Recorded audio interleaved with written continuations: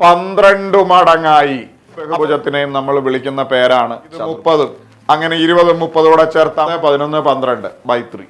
5 എല്ലാവർക്കും നമസ്കാരം. എൻ്റെ പേര് ജെറിൻ. നിങ്ങളെ ഏവരെയും ട്രിക്ടേണിന്റെ പുതിയൊരു ക്ലാസ്സിലേക്ക് സ്വാഗതം ചെയ്യുന്നു.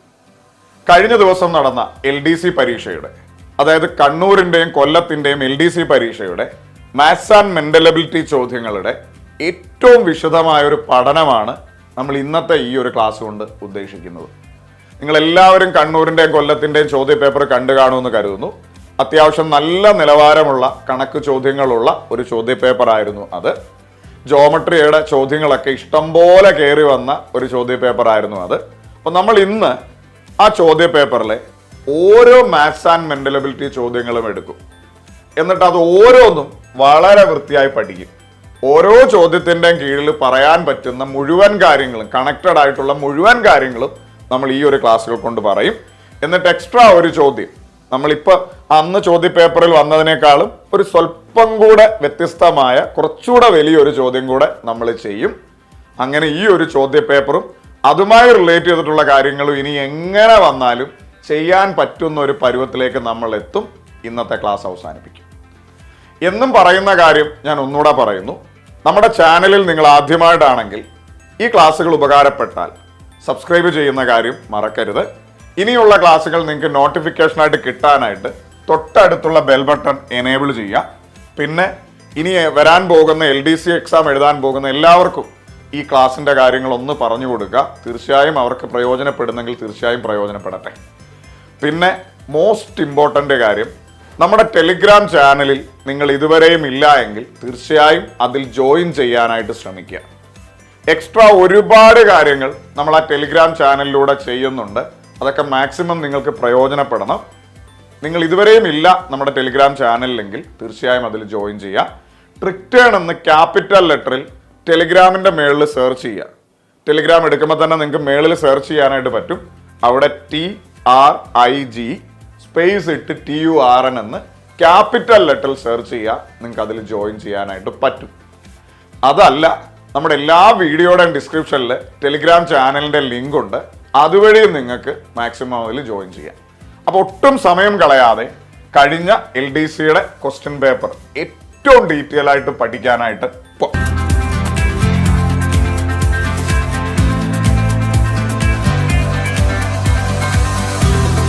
ഒന്നാമത്തെ ചോദ്യം ഇതാണ്. ഒരു ബഹുഭുജത്തിന്റെ പുറംകോണുകളുടെ തുക അതിന്റെ അകക്കോണുകളുടെ തുകയുടെ 2 മടങ്ങാണ് എങ്കിൽ ബഹുഭുജത്തിന് എത്ര വശങ്ങളുണ്ട് എന്നതാണ് ചോദ്യം. മക്കളെ, ബഹുഭുജം ഇംഗ്ലീഷിൽ അവരെ പോളിഗൺ എന്ന് പറയും. ഈ പോളിഗണുമായി ബന്ധപ്പെട്ട് 1-2 കാര്യങ്ങൾ നിങ്ങൾക്ക് അറിയാമായിരുന്നെങ്കിൽ കഴിഞ്ഞ കണ്ണൂർ കൊല്ലത്തിന്റെ LDCയിൽ ഈ ചോദ്യ പേപ്പറിൽ 3 ചോദ്യങ്ങൾക്ക് നിങ്ങൾക്ക് ഉത്തരം എഴുതാം. 10ൽ 3 ചോദ്യങ്ങൾ. അപ്പൊ ബഹുഭുജം എന്ന് പറയുന്നത് ജോമെട്രി 2Dയിൽ വരുന്ന ഒരു സാധനമാണ്. അതിന്റെ അത്യാവശ്യം അറിഞ്ഞിരിക്കേണ്ട 1-2 കാര്യങ്ങൾ ഞാൻ ജസ്റ്റ് വേഗത്തിൽ ഒന്ന് പറയാം. ബഹുഭുജം, പോളിഗൺ. എന്തുവാ മക്കളെ ഈ പോളിഗൺ എന്ന് പറഞ്ഞാൽ? 3 അതിൽ കൂടുതലോ വശങ്ങളുള്ള ക്ലോസ് ആയ രൂപങ്ങളെയാണ് ബഹുഭുജം എന്ന് പറയുന്നത്. അതായത് 3 വശങ്ങളുള്ള ക്ലോസ് ആയ ഒരു ഫിഗർ, ത്രികോണം, ഒരു ബഹുഭുജമാണ്. ഇനി 4 വശങ്ങളുള്ള ഇതൊരു സ്ക്വയറാ, സമചതുരം, ബഹുഭുജമാണ്. ഇനി മക്കൾ അതേണ്ട, ഇതിന് 5 വശങ്ങളുണ്ട്, ക്ലോസ് ആയിട്ടുള്ള ഒരു ഫിഗറാണ്, പഞ്ചഭുജം, പെന്റഗണാണ്. ഇങ്ങനെ 3 മിനിമം 3 അതിൽ കൂടുതലോ വശങ്ങളുള്ള ക്ലോസ്ഡ് ആയിട്ടുള്ള ഫിഗറുകളെ വിളിക്കുന്ന പേരാണ് പോളിഗൺ അല്ലെങ്കിൽ ബഹുഭുജം എന്ന് പറയുന്നു. ഇനി അറിയാത്ത കാര്യങ്ങൾ ജസ്റ്റ് ഒന്ന് നോട്ടിൽ എഴുതി വെക്കുക. 3 വശവും 3 കോണുകളും. മക്കളെ, 3 വശം ഉണ്ടെങ്കിൽ സ്വാഭാവികമായിട്ടും 3 കോണുകൾ ഉണ്ടാവുമല്ലോ, അത് കറക്റ്റ് അല്ലേ? 3 വശങ്ങളും 3 കോണുകളുമുള്ള ബഹുഭുജമാണെങ്കിൽ അവരെ നമ്മൾ വിളിക്കുന്ന പേരാണ് ത്രികോണം, ട്രയാങ്കിൾ, ത്രികോണം. ഇനി 4 വശങ്ങളുള്ള അല്ലെങ്കിൽ 4 കോണുകളുള്ള ബഹുഭുജമാണെങ്കിൽ അവരെ പൊതുവിൽ വിളിക്കുന്ന പേരാണ് ചതുർഭുജം. ഒന്നുകൂടെ പറയുന്നു, ചതുർഭുജം, 4 വശം. ഇംഗ്ലീഷിൽ അവരെ കോഡിലാട്രൽ എന്ന് വിളിക്കും, കോഡിലാട്രൽ എന്ന് വിളിക്കും, ചതുർഭുജം. ആ ചതുർഭുജത്തിന്റെ അകത്തിൽ ചതുരം വരും, 4 വശമുണ്ട്, 4 കോണുമുണ്ട്. ആ ചതുർഭുജത്തിന്റെ അകത്തിൽ സമചതുരം വരും, 4 വശമുണ്ട്, 4 കോണുമുണ്ട്. ആ ചതുർഭുജത്തിന്റെ അകത്തിൽ പാരലോഗ്രം വരും, സാമാന്തരികം 4 വശവും 4 കോണും. റോംബസ് വരും, സമഭുജ സാമാന്തരികം 4 വശവും 4 കോണും. ട്രപ്പീസിയം വരും, ലംബകം 4 വശവും 4 കോണും.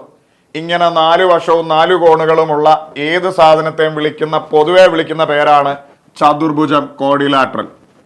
ഇനി 5 വശവും 5 കോണുകളുമാണ് പഞ്ചഭുജം, പെന്റഗൺ. 6 വശവും 6 കോണുമാണ് ഷഡ്ഭുജം, ഹെക്സഗൺ. 7 വശവും 7 കോണുമാണ് സപ്തഭുജം, ഹെപ്റ്റഗൺ. 8 വശവും 8 കോണുമാണ് അഷ്ടഭുജം, ഒക്ടഗൺ. 9 വശവും 9 കോണുമാണ് നോനഗൺ, നവഭുജം.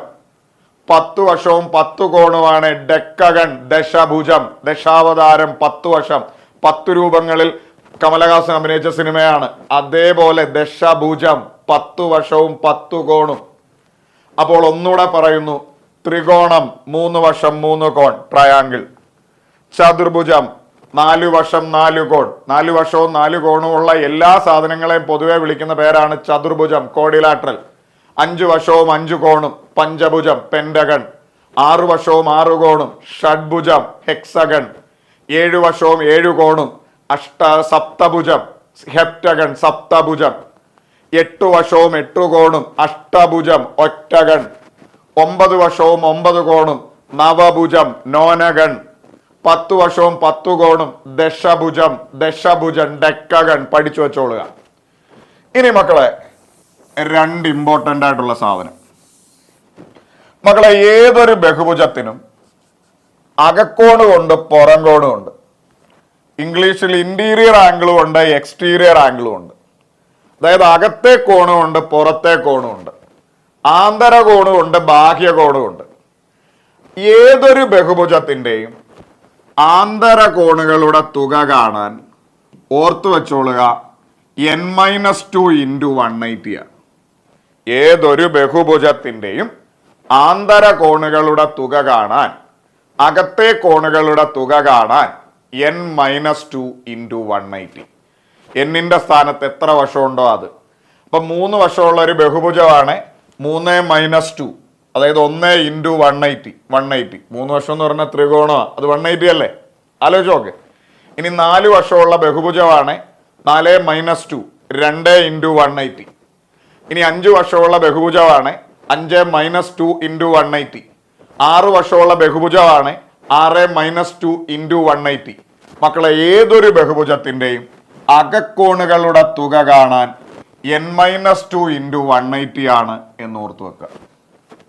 ഇനി എല്ലാ സാധനത്തിനും അകക്കോണും ഉണ്ട്, പുറം കോണും ഉണ്ട്.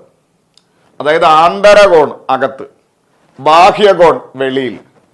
ബാഹ്യകോണുകളുടെ തുക എന്ന് പറയുന്നത് എല്ലാത്തിനും 360 ആയിരിക്കും. അങ്ങ് പഠിച്ചു വെച്ചോളൂ.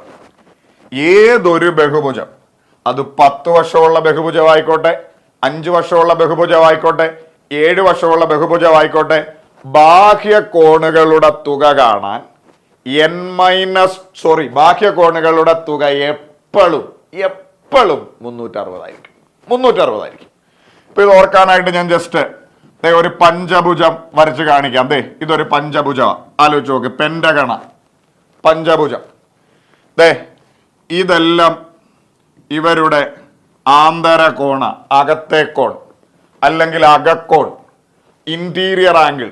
ഈ അകക്കോണുകളും മൊത്തം എത്രയുണ്ട് എന്ന് കാണാനുള്ള ഇക്വേഷനാണ് n-2 × 180. ഇനി ഇവർക്ക് പുറംകോണുകളും ഉണ്ട്. ഇതൊരു പുറംകോണ, കണ്ടോ? ഇത് ഒരു പുറംകോണ, വെളിയിൽ വരുന്ന. ഇതൊരു പുറംകോണ, വെളിയിൽ വരിക. അകത്ത് കോണുണ്ട്, വെളിയിലും ഉണ്ടല്ലോ. ഇതൊരു പുറംകോണ. ഇങ്ങോട്ട് നീട്ടെ, ഇതൊരു പുറംകോണ, ബാഹ്യകോൺ. പുറംകോണുകളുടെ തുക എപ്പോഴും 360 ആയിരിക്കും. പുറംകോണുകളുടെ തുക എപ്പോഴും അത് 5 വശമായിക്കോട്ടെ, 8 വശമായിക്കോട്ടെ, 100 വശമായിക്കോട്ടെ, പുറംകോണുകൾ കൂട്ടുമ്പോൾ 360 കിട്ടും. അകക്കോണുകൾ കൂട്ടുമ്പോൾ എത്ര കിട്ടുമെന്നറിയാനുള്ള ഇക്വേഷനാണ് n-2 × 180. അപ്പൊ ബഹുഭുജം എന്തുവാണെന്ന് നിങ്ങൾ പഠിച്ചു.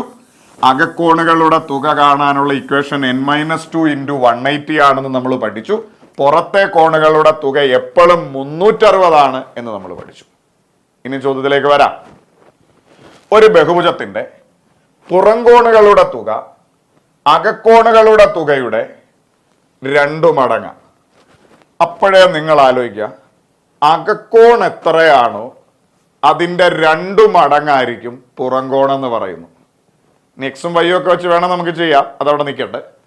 അകക്കോൺ എത്രയാണോ അതിൻ്റെ 2 മടങ്ങാണ് പുറംകോൺ. ആലോചിച്ച് നോക്ക്, പുറംകോണുകളുടെ തുക അകക്കോണുകളുടെ തുകയുടെ 2 മടങ്ങ്. മക്കളെ, പുറംകോണെന്ന് പറയുന്നത് 360 എന്ന് നമുക്കറിയാം എപ്പോഴും. ഇത് അകത്തെ കോണിന്റെ 2 മടങ്ങാണ്. അപ്പൊ അകത്തെ കോണിന്റെ തുക എന്ന് പറയുന്നത് 180 അല്ലേ? ആലോചിച്ചു നോക്ക്, സിമ്പിളി. ഇവിടെ പുറം കോണുകളുടെ തുക 360. ഈ 360 എന്ന് പറയുന്നത് അകക്കോണുകളുടെ തുകയുടെ 2 മടങ്ങാണ്. അപ്പൊ അകത്ത് എത്ര കോണുണ്ടോ അതിന്റെ 2 മടങ്ങാണ് 360. അകത്തെ കോൺ 180 ആണെങ്കിൽ മാത്രമേ 2 മടങ്ങ് 360 ആവുള്ളൂ. സത്യമല്ലേ? ആലോചിച്ചു നോക്ക്. ഇത് വേണമെങ്കിൽ നിങ്ങൾക്ക് എക്സ് ഒക്കെ വെച്ച് ചെയ്യാം. പുറം കോണുകളുടെ തുക 360 അകത്തെ കോൺ എക്സ് ആണെങ്കിൽ പുറത്തെ കോൺ എന്ന് പറയുന്നത് 2x ആണ്. പുറം കോണുകളുടെ തുക 360, അതായത് ഇരട്ടി, അതുകൊണ്ട് അപ്പൊ 2x എന്ന് പറയുന്നതാണ് 360. അപ്പൊ എക്സ് എന്ന് പറയുന്നത് 360ന്റെ പകുതി 180. ഇങ്ങനൊക്കെ നിങ്ങൾക്ക് ആലോചിക്കാം. ഇനി അതിലോട്ടൊന്നും പോവാതെ സിമ്പിളായി ആലോചിക്കേ. പുറം കോണുകളുടെ തുക അകക്കോണുകളുടെ തുകയുടെ ഇരട്ടിയാണ്. അപ്പോ അകക്കോണുകളുടെ തുക എത്രയാണോ അതിന്റെ ഇരട്ടിയായിട്ടായിരിക്കും 360 വരിക. 180 വന്നാൽ മാത്രമേ ഇരട്ടിയായിട്ട് വരൂ. ആലോചിച്ചു നോക്ക്. ഇനി സിമ്പിളി, വെളിയിലത്തെ കോൺ ഇരട്ടി, അപ്പൊ സ്വാഭാവികമായിട്ടും അകത്തെ കോൺ പകുതി. വെളിയിലത്തെ കോൺ നിങ്ങൾക്കറിയാം 360, അപ്പൊ അകത്തെ കോൺ അതിന്റെ പകുതി 180 എന്ന് ഇങ്ങനെ വേണേലും കണക്ട് ചെയ്യാം. അപ്പൊ ചോദ്യം നന്നായിട്ട് മനസ്സിലാവണം. പുറം കോണുകളുടെ തുക അകക്കോണുകളുടെ തുക ഇരട്ടിയാണ്. അപ്പൊ ഇത് ഇരട്ടി, അപ്പൊ സ്വാഭാവികമായിട്ട് ഇത് പകുതി.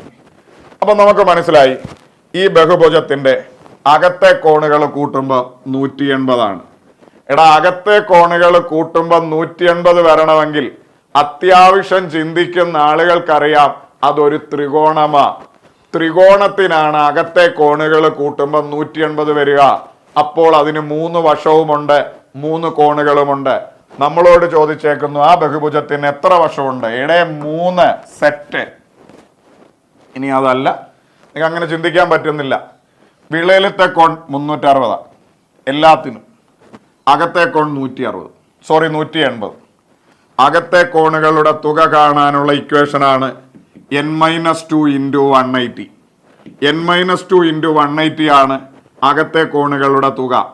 അത് നമുക്ക് മനസ്സിലായി 180 അപ്പൊ n-2 മാത്രം എത്രന്ന് ചോദിച്ചാൽ ഈ 180 അവിടെ പോയി ഡിവിഷൻ ആവും. 180/180 1 വരും. n-2ന്റെ വിലയാണ് 1.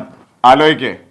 അപ്പൊ എന്നിന്റെ വില എന്ന് പറയുന്നത് ഈ -2 അപ്പുറത്ത് പോയി 1 + 2 ആവും. എന്നിന്റെ വില 3. 3 വശമുണ്ട്. ഓപ്ഷൻ ബി ആണ്, സെറ്റാണ്. അപ്പൊ ഏതൊക്കെ രീതി വേണേലും നിങ്ങൾക്ക് ചെയ്യാം, നിങ്ങൾക്ക് ഐഡിയ മാത്രം മതി.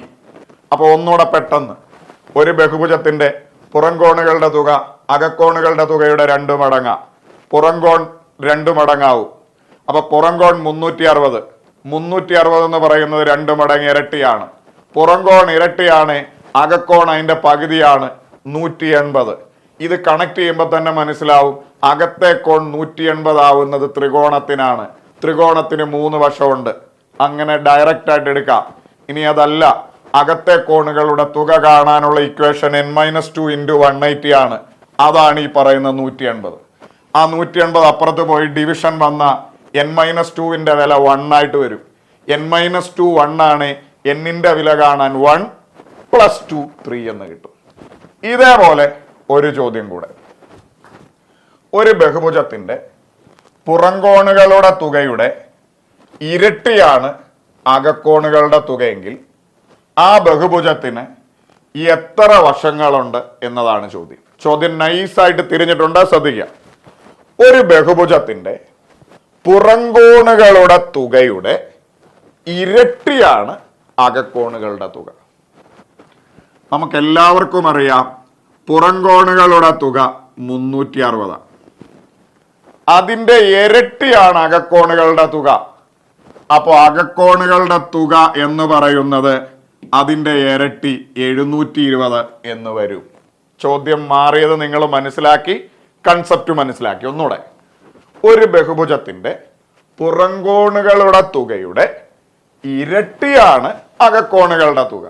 അപ്പൊ അകക്കോണുകളുടെ തുക ഇരട്ടിയായിട്ടാ എപ്പോഴും വരിക. പുറംകോണുകളുടെ തുക ഓൾവേസ് 360. അതിന്റെ ഇരട്ടിയാണ് അകക്കോണുകളുടെ തുക. 360ന്റെ ഇരട്ടി അകക്കോണുകളുടെ തുക വരും. 360ന്റെ ഇരട്ടി 720. അപ്പം നമുക്ക് മനസ്സിലായി അകക്കോണുകളുടെ തുക 720 പുറംകോണുകളുടെ തുക 360. ഇനി നമുക്ക് അതിന് എത്ര വശം ഉണ്ടെന്നാണ് ചോദിച്ചു. ഈ 360 വെച്ച് സോൾവ് ചെയ്യാൻ പറ്റത്തില്ല. കാര്യം ലോകത്തുള്ള എല്ലാ ബഹുഭുജത്തിനും 360 പുറംകോണുകളുടെ തുക. അപ്പൊ അതുകൊണ്ട് അത് നടക്കത്തില്ല. അകക്കോണുകളുടെ തുക 720. അകക്കോണുകളുടെ തുക കാണാൻ ഒരു ഇക്വേഷൻ ഉണ്ട്, n-2 × 180. ഇതാണ് അകക്കോണുകളുടെ തുക. ആ തുക നമ്മുടെ ക്വസ്റ്റ്യനിൽ ഉണ്ടടേ 720. അപ്പൊ n-2 മാത്രം എത്രന്ന് ചോദിച്ചാൽ ഈ 180 അപ്പുറത്ത് പോയി ഡിവിഷൻ ആവും. 720 ഇത് ഇൻറ്റു ആയതുകൊണ്ട് അപ്പുറത്ത് പോയി ഡിവിഷൻ ആവും ബൈ 180. ഈ 0 ഇവിടെ പോയി. ഈ ടൈം ആൻഡ് ഡിസ്റ്റൻസ് പഠിച്ചവർക്ക് അറിയാം 18ന്റെ പട്ടിക 18, 36, 54, 72 എന്നാ. അപ്പൊ 18 കൊണ്ട് 72നെ വെട്ടിയാൽ 4 വരും. ഈ 4 കയറി ടിക്ക് ചെയ്യാനൊക്കെ തോന്നുന്നത് ഇവിടെ കിടപ്പുണ്ട്, ചെയ്യരുത്. n-2ന്റെ വിലയാണ് 4. അപ്പൊ n-ന്റെ വില 4 ഇവിടെ ഉണ്ട്. ഈ -2 അപ്പുറത്ത് പോയി +2 ആവും. അപ്പം നമുക്ക് പറയാം 6. സിമ്പിളായി ചിന്തിക്കുക. എന്തോ ഒരു സ്ഥാനത്ത് നിന്ന് 2 കുറച്ചപ്പോൾ 4 ആയി. 6ൽ നിന്ന് 2 കുറച്ചാൽ ആഡ് ചെയ്യും 4, 6 ആണ്. അല്ലെ n-2 ആണ് 4. n-ന്റെ വില കാണാൻ 4, ഈ -2 അപ്പുറത്ത് പോയി +2 ആവും 6. നമ്മുടെ ഉത്തരം സിമ്പിൾ അല്ലേ? ഒന്നുകൂടെ പെട്ടെന്ന്, പുറംകോണുകളുടെ തുകയുടെ ഇരട്ടി അകക്കോണുകളുടെ തുക. പുറംകോണുകളുടെ തുക 360 ആണെന്ന് നമുക്ക് എല്ലാവർക്കും അറിയാം. അപ്പൊ അകക്കോണുകളുടെ തുക അതിന്റെ ഇരട്ടി 720. അകക്കോണുകളുടെ തുക 720. അകക്കോണുകളുടെ തുക കാണാനുള്ള ഇക്വേഷൻ n-2 × 180 720. അവിടുന്ന് 180 അപ്പുറത്ത് പോയി ഡിവിഷൻ ആവും. n-2 എന്ന് പറയുന്നത് 4. n-ന്റെ വില കാണാൻ 4 + 2 6. Set B. അടുത്ത ചോദ്യം, 12 വശങ്ങളുള്ള ഒരു ബഹുഭുജത്തിന്റെ അകക്കോണുകളുടെ തുക എത്ര എന്നതാണ് ചോദ്യം. കുഴപ്പമില്ലാത്ത ചോദ്യം. മറ്റേ കൺസെപ്റ്റ് അറിയാമെങ്കിൽ എളുപ്പമാണ്. അതായത് ഒരു ബഹുഭുജത്തിന് 12 വശങ്ങളുണ്ട്. അതിന്റെ അകക്കോണുകളുടെ തുക എത്ര എന്നതാണ് ചോദ്യം.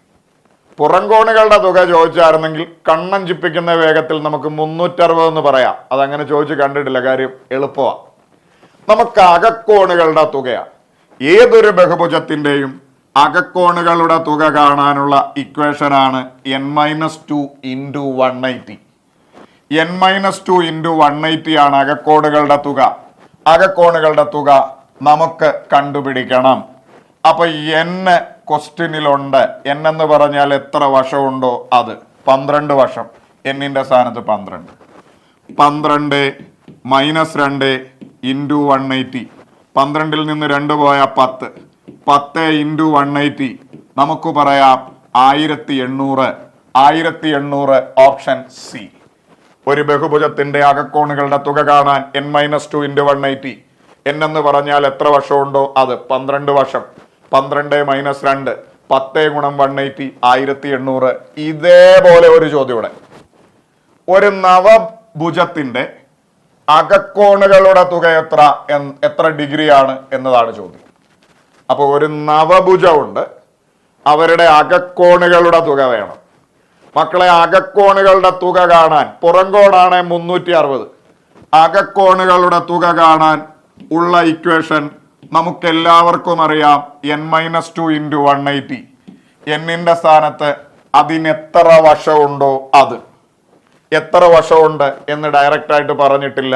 SCERT ടെക്സ്റ്റിലെ ചോദ്യമാണ്. പക്ഷേ നമ്മളോട് ഇവിടെ നവഭുജം എന്ന് പറഞ്ഞിട്ടുണ്ട്. 10 വരെയുള്ള ബഹുഭുജങ്ങളുടെ മലയാളമെങ്കിലും ഒന്ന് കാണാതെ പഠിച്ചാൽ നല്ലതാണ്. നവഭുജം എന്ന് പറയുമ്പോഴേ ഓർത്തോണം 9 വശങ്ങളുണ്ട്. അപ്പൊ എന്നിന്റെ സ്ഥാനത്ത് 9 പഞ്ചഭുജമാണ് 5, ഷഡ്ഭുജമാണ് 6, സപ്തഭുജമാണ് 7, അഷ്ടഭുജമാണ് 8, നവഭുജമാണ് 9, ദശഭുജമാണ് 10. നവഭുജം അപ്പൊ വശം 9. 9 മൈനസ് 2 ഇൻറ്റു 180. 7 ഇൻറ്റു 180 18 ഗുണം 7 ചെയ്യുക. 18 ഗുണം 5 90 ആവും. 6 108 7 126 126 പൂജ്യോടെ ചേർത്ത് 1260 ഡിഗ്രിയാണ് ഉത്തരം. Option A is our answer. ചോദ്യം ഇങ്ങനെയാണ്: ഒരു ചതുർഭുജത്തിലെ കോണുകൾ 1:2:3:4 ആയാൽ വലിയ കോൺ എത്ര എന്നതാണ് ചോദ്യം.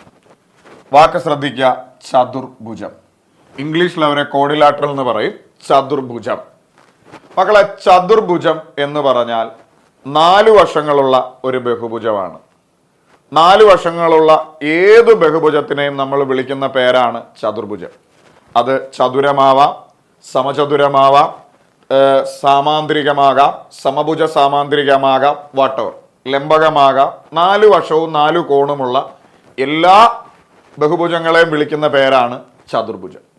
ഒരു ചതുർഭുജത്തിലെ കോണുകളുടെ റേഷ്യോ ഇതാണെന്ന് പറഞ്ഞു. വലിയ കോൺ എത്ര എന്നതാണ് ചോദ്യം. മക്കളെ, ഏതൊരു ചതുർഭുജത്തിൻ്റെയും അകക്കോണുകൾ, അപ്പൊ നിങ്ങൾ സ്വാഭാവികമായിട്ടും ആലോചിക്കും കോണുകളെന്നേ പറഞ്ഞിട്ടുള്ളൂ, ഏത് കോണാണെന്ന് പറഞ്ഞിട്ടില്ലല്ലോ. അകക്കോണാണോ പുറംകോണാണോ? പുറംകോണാണെങ്കിൽ, എക്സ്റ്റീരിയർ ആംഗിൾ ആണെങ്കിൽ എടുത്തു പറയും പുറംകോണെന്ന്. വെറുതെ ഒരു കോണെന്ന് പറഞ്ഞാൽ അകത്തുള്ള കോൺ എന്നാണ്. വെറുതെ ഒരു കോൺ എടുക്കാൻ പറഞ്ഞാൽ അകത്തെ കോണേ എടുക്കാവൂ. അകത്തുള്ളവരെ എടുത്തിട്ട് മതി വെളിയിലുള്ളവരെ എടുക്കാനായിട്ട് പോകുന്നത്. അപ്പൊ ഞാൻ പറഞ്ഞു വന്നത് അകത്തെ കോണായിരിക്കും എപ്പോഴും. അപ്പൊ അങ്ങനെ ഒരു ഡൗട്ട് ഉണ്ടെങ്കിൽ അത് ശ്രദ്ധിച്ചോളുക. വെറുതെ ഒരു കോൺ എന്ന് പറഞ്ഞാൽ അത് അകക്കോൺ തന്നെയാണ്. അപ്പോൾ ഒരു ചതുർഭുജം ഉണ്ട്. ആ ചതുർഭുജത്തിലെ കോണുകളുടെ അകക്കോണുകളുടെ റേഷ്യോ നമ്മളോട് പറയുന്നു 1:2:3:4. അപ്പോൾ ആദ്യത്തെ കോൺ എത്രയാന്ന് ചോദിച്ചാൽ 1x എന്ന് പറഞ്ഞാൽ x തന്നെ. രണ്ടാമത്തെ കോൺ എത്രയാന്ന് ചോദിച്ചാൽ 2x. മൂന്നാമത്തെ കോൺ ഒറിജിനലി എത്രയാന്ന് ചോദിച്ചാൽ 3x. നാലാമത്തെ കോൺ ഒറിജിനലി എക്സ്റയാന്ന് ചോദിച്ചാൽ 4x. ഡൗട്ടൊന്നുമില്ലല്ലോ. അതായത് കോണുകളുടെ റേഷ്യോ ഉണ്ട്. അപ്പൊ റേഷ്യോനെ ഒറിജിനൽ ആക്കാൻ അവരുടെ കൂടെ ഒരു x ഇട്ടാൽ മതി എന്ന് നമ്മൾ പഠിച്ചിട്ടുണ്ട്. ഒന്നുകൂടെ, കോണുകളുടെ റേഷ്യോ 1:2:3:4 ആണ്. അപ്പൊ ആദ്യത്തെ കോണിന്റെ റേഷ്യോ 1. അപ്പൊ ഒറിജിനലി ആ കോൺ 1x എന്ന് പറഞ്ഞ x. രണ്ടാമത്തെ റേഷ്യോ 2, ആ കോൺ അപ്പൊ 2x. മൂന്നാമത്തെ കോണിന്റെ റേഷ്യോ 3, അപ്പൊ ആ കോണപ്പം 3x. നാലാമത്തെ കോണിന്റെ റേഷ്യോ 4, അപ്പൊ ആ കോണപ്പം 4x. കുഴപ്പമില്ലല്ലോ. ഇനി നിങ്ങൾ മനസ്സിലാക്കേണ്ട കാര്യം, ഏതൊരു ചതുർഭുജത്തിൻ്റെയും അകത്തെ കോണുകൾ എല്ലോടെ കൂട്ടുമ്പോൾ 360 വരും. വെളിയിലത്തെ കോൺ എല്ലാത്തിനും 360. ഏതൊരു 4 വശമുള്ള ചതുർഭുജത്തിൻ്റെയും അകത്തെ കോണുകൾ കൂട്ടുമ്പോൾ 360 വരും. നിങ്ങൾക്ക് സംശയമുണ്ടേ, ചതുരം എല്ലാം 90, 360. സമചതുരം എല്ലാ കോണും 90, 360. ഇനി സാമാന്തരികം, സമഭുജ സാമാന്തരികം, 4 വശങ്ങളുള്ള എല്ലാ സാധനത്തിൻ്റെയും അകത്തെ കോൺ 360 ആയിരിക്കും. നമുക്ക് വേണം ഇക്വേഷനിൽ ഇട്ട് നോക്കാം. n-2 × 180 ആണ് അകത്തെ കോൺ. ചതുർഭുജമായതുകൊണ്ട് 4 വശം 4 - 2 2 × 180. അപ്പോഴും നമുക്ക് കിട്ടിയത് 360 ആണ്. അപ്പൊ ഏതൊരു ചതുർഭുജത്തിൻ്റെയും അകത്തെ കോണുകളുടെ തുക 360 ആയിരിക്കും. 4 വശമുള്ള എല്ലാ വേണേ n-2 4 - 2 അകത്തെ കോണുകളുടെ തുക കാണാൻ n-2 × 180 4 - 2 2 × 180 360. അപ്പൊ പഠിച്ചു വെച്ചോളുക, 4 വശമുള്ള ഏതൊരു സാധനത്തിന്റെയും അകത്തെ കോൺ കൂട്ടുമ്പോൾ 360 ആണ്. അപ്പൊ ഈ കോണുകൾ എല്ലോടെ കൂട്ടുമ്പോൾ 360 വരും. അതായത് എക്സും 2x-ഉം 3x-ഉം 4x-ഉം, എക്സും 2x-ഉം 3x ആവും, 3x-ഉം 3-ഉം 6x ആവും, 6x-ഉം 4-ഉം 10x. 10x-ന്റെ വാല്യൂ ആണ് 360. അപ്പൊ എക്സിന്റെ വാല്യൂ കാണാൻ 360/10 36 എന്ന് കിട്ടും. മക്കളെ, എക്സിന്റെ വാല്യൂ 36 ആണ്. നിനക്ക് ഇവിടുന്ന് എന്ത് വേണേലും കാണാം. ചെറിയ കോൺ എക്സ് 36. രണ്ടാമത്തെ കോൺ 2 ഗുണം എക്സ് 2 ഗുണം 36 72. മൂന്നാമത്തെ കോൺ 3x 3 ഗുണം 36 108. നാലാമത്തെ കോൺ 4x 4 ഗുണം 36 144. അപ്പൊ ഇവിടെ നമുക്ക് വേണ്ടിയത് വലിയ കോണ. മക്കളെ, വലിയ കോൺ എന്ന് പറയുന്നത് 4x ആ. കാര്യം 4x ആണ് വലിയ കോൺ. 1x 2x 3x 4x, അത് വലുത് 4x. എക്സിന്റെ വാല്യൂ 36 ആണ്. 4x എന്ന് പറഞ്ഞാൽ 4 36 4 ഗുണം 36 144 ഡിഗ്രി ആണ് ഉത്തരമായി വരിക. ഓപ്ഷൻ ബി ആണ്, സെറ്റാണ്. ഒന്നുകൂടെ, 1x 2x 3x 4x ആണ് കോണുകൾ എന്ന് പറയുന്നു. ചതുർഭുജമാണ്, കോണുകളുടെ തുക 360 ആയിരിക്കും എപ്പോഴും അകത്തെ കോൺ. അതായത് 1x-ഉം 2x-ഉം 3x-ഉം 4x കൂടെ കൂട്ടുമ്പോൾ 360. ഞാൻ സ്റ്റെപ്പ് എഴുതിയിട്ടില്ല എന്നേ ഉള്ളൂ. 1x 2x plus 3x plus 4x. നമുക്കറിയാം 1x-ഉം 2x-ഉം 3x 3x-ഉം 3x-ഉം 6x 6x-ഉം 4x കൂടെ കൂട്ടിയാൽ 10x 10x ആണ് 360. അപ്പൊ എക്സിന്റെ വാല്യൂ 360 ബൈ 10 36. എക്സിന്റെ വാല്യൂ 36 ആണ്. വലിയ കോൺ എന്ന് പറഞ്ഞാൽ 4x ആ. 4 ഗുണം 36 144 സെറ്റ്. ഇനി ഇങ്ങനെ ചെയ്യാതെ ചില ആളുകൾ ഇങ്ങനെ ചെയ്യുന്നവരുണ്ട്. 10 റേഷ്യോയാ മൊത്തം. 10 റേഷ്യോയാണ് 360. അപ്പൊ ഒരു റേഷ്യോ എന്ന് പറയുന്നത് 360 ബൈ 10 36 എന്ന് കിട്ടും. അപ്പൊ വലിയ കോൺ എന്ന് പറഞ്ഞാൽ 4 റേഷ്യോ 4 ഗുണം 36 144 എന്ന് ചിന്തിക്കുന്ന ആളുകളുണ്ട്. ഇനി ചില കുഞ്ഞുങ്ങള് വലിയ കോണ് കാണാൻ വലിയ റേഷ്യോയായ 4 ബൈ ടോട്ടൽ റേഷ്യോയായ 10 ഗുണം 360. കാര്യം ടോട്ടൽ കോൺ 360 അല്ലേ, അങ്ങനെ ചിന്തിച്ച് 144 എന്ന് എഴുതുന്നവരും ഉണ്ട്. നിങ്ങൾക്ക് ഏതാണോ സൗകര്യം അത് ചെയ്താൽ മതി. കൺസെപ്റ്റ് ഇതാണ്. അടുത്ത ഇതേപോലെ ഒരു ചോദ്യം. ഒരു പഞ്ചഭുജത്തിലെ കോണുകൾ യഥാക്രമം 7:8:11:13:15 ആയാൽ വലിയ കോൺ എത്ര ഡിഗ്രിയാണ്? ഇവിടെ നമ്മളോട് പറയുന്നത് ഒരു പഞ്ചഭുജമാണ്. പഞ്ചഭുജം എന്ന് പറയുമ്പോഴേ ഓർത്തോണം, ഇംഗ്ലീഷിൽ അവരെ പെന്റഗൺ എന്ന് പറയും. 5 കോണും 5 വശവും 5 കോണും 5 വശവുമുള്ള ഒരു പഞ്ചഭുജമുണ്ട്. അതിലെ കോണുകൾ, വെറുതെ കോണെന്ന് പറഞ്ഞാൽ അകക്കോണുകളുടെ റേഷ്യോയാണ് ഈ തന്നിരിക്കുന്നത്. വലിയ കോൺ എത്ര എന്നതാണ് ചോദ്യം. മക്കളെ, ആദ്യത്തെ കോണിന്റെ റേഷ്യോ 7. അപ്പൊ ഒറിജിനലി ആ കോൺ 7x. രണ്ടാമത്തെ കോണിന്റെ റേഷ്യോ 8. Originally 8x. മൂന്നാമത്തെ കോണിന്റെ റേഷ്യോ 11. Originally 11x. നാലാമത്തെ കോണിന്റെ റേഷ്യോ 13. Originally 13x.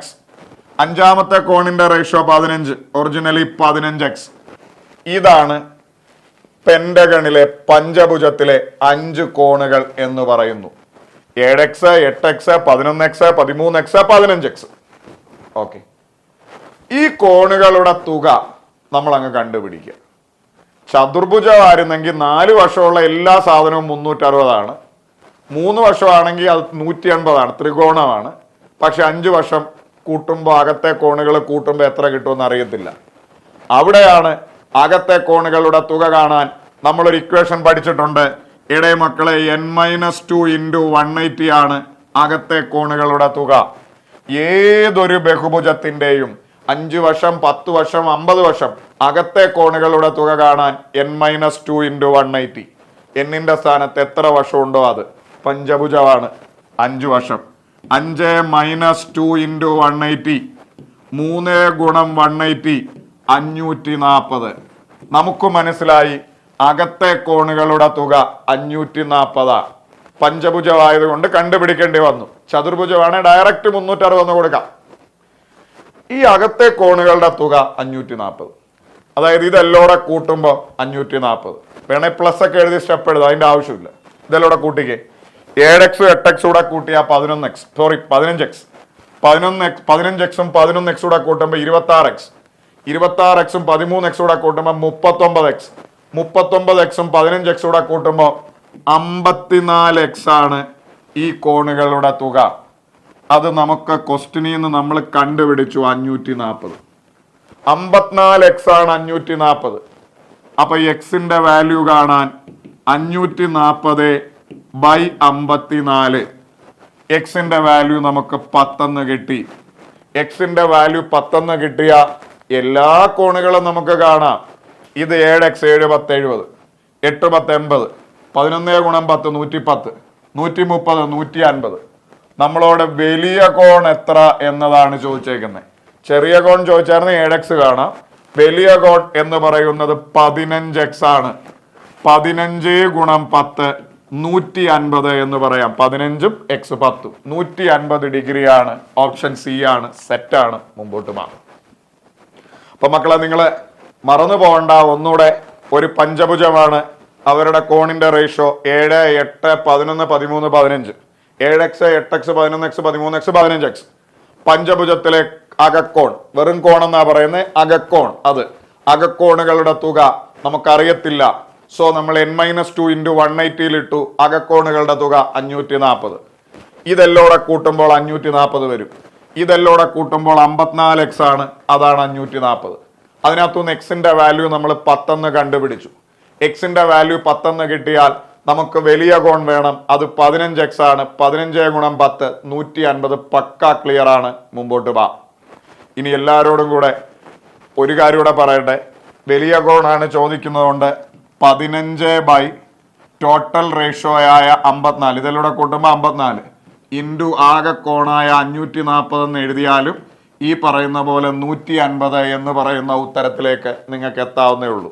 വലിയ കോൺ കാണാൻ വലിയ റേഷ്യോ ആയ 15 ആകെ റേഷ്യോ ആയ 54 ഇൻറ്റു ടോട്ടൽ കോണായ 540 ഇങ്ങനെ എഴുതി ചെയ്യുന്നവരും ഉണ്ട്.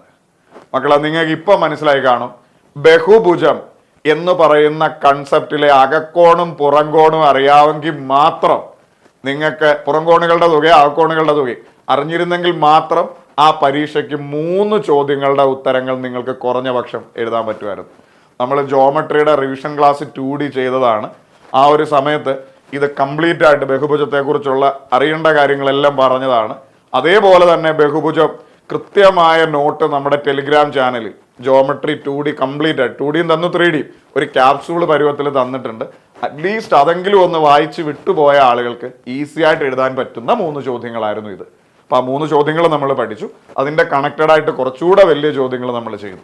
അടുത്ത ചോദ്യത്തിലോട്ട് വാ. 2 5 8 എക്സെട്ര എന്ന ശ്രേണിയിലെ എത്രാമത്തെ പദത്തിന്റെ വർഗമാണ് 2500? വായിക്കുമ്പോൾ ഭയങ്കര സംഭവം തോന്നും, ഒന്നുമില്ല, സിമ്പിളാണ്. അതായത് 2 5 8 2,5,8 ഈ ശ്രേണിയിലെ ഒരു പദമുണ്ട്.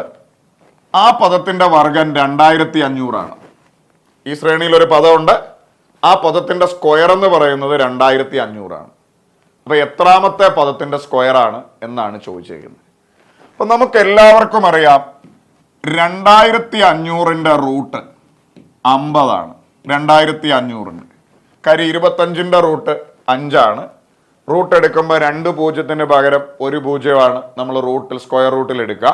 4 പൂജ്യമാണ് 2 പൂജ്യം. അപ്പൊ 2500ന്റെ റൂട്ട് എടുക്കുമ്പോൾ 25ന്റെ റൂട്ട് 5, 2 പൂജ്യത്തിന് പകരം 1 പൂജ്യം.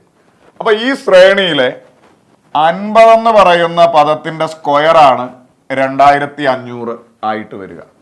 അപ്പൊ ഈ ശ്രേണി 50 എത്രാമത്തെ പദമാണ് എന്നതാണ് ചോദിച്ചേക്കുന്നത്. അതായത് 50 വരെ എത്ര പദങ്ങളുണ്ട് എന്നതാണ് കാണേണ്ടത്.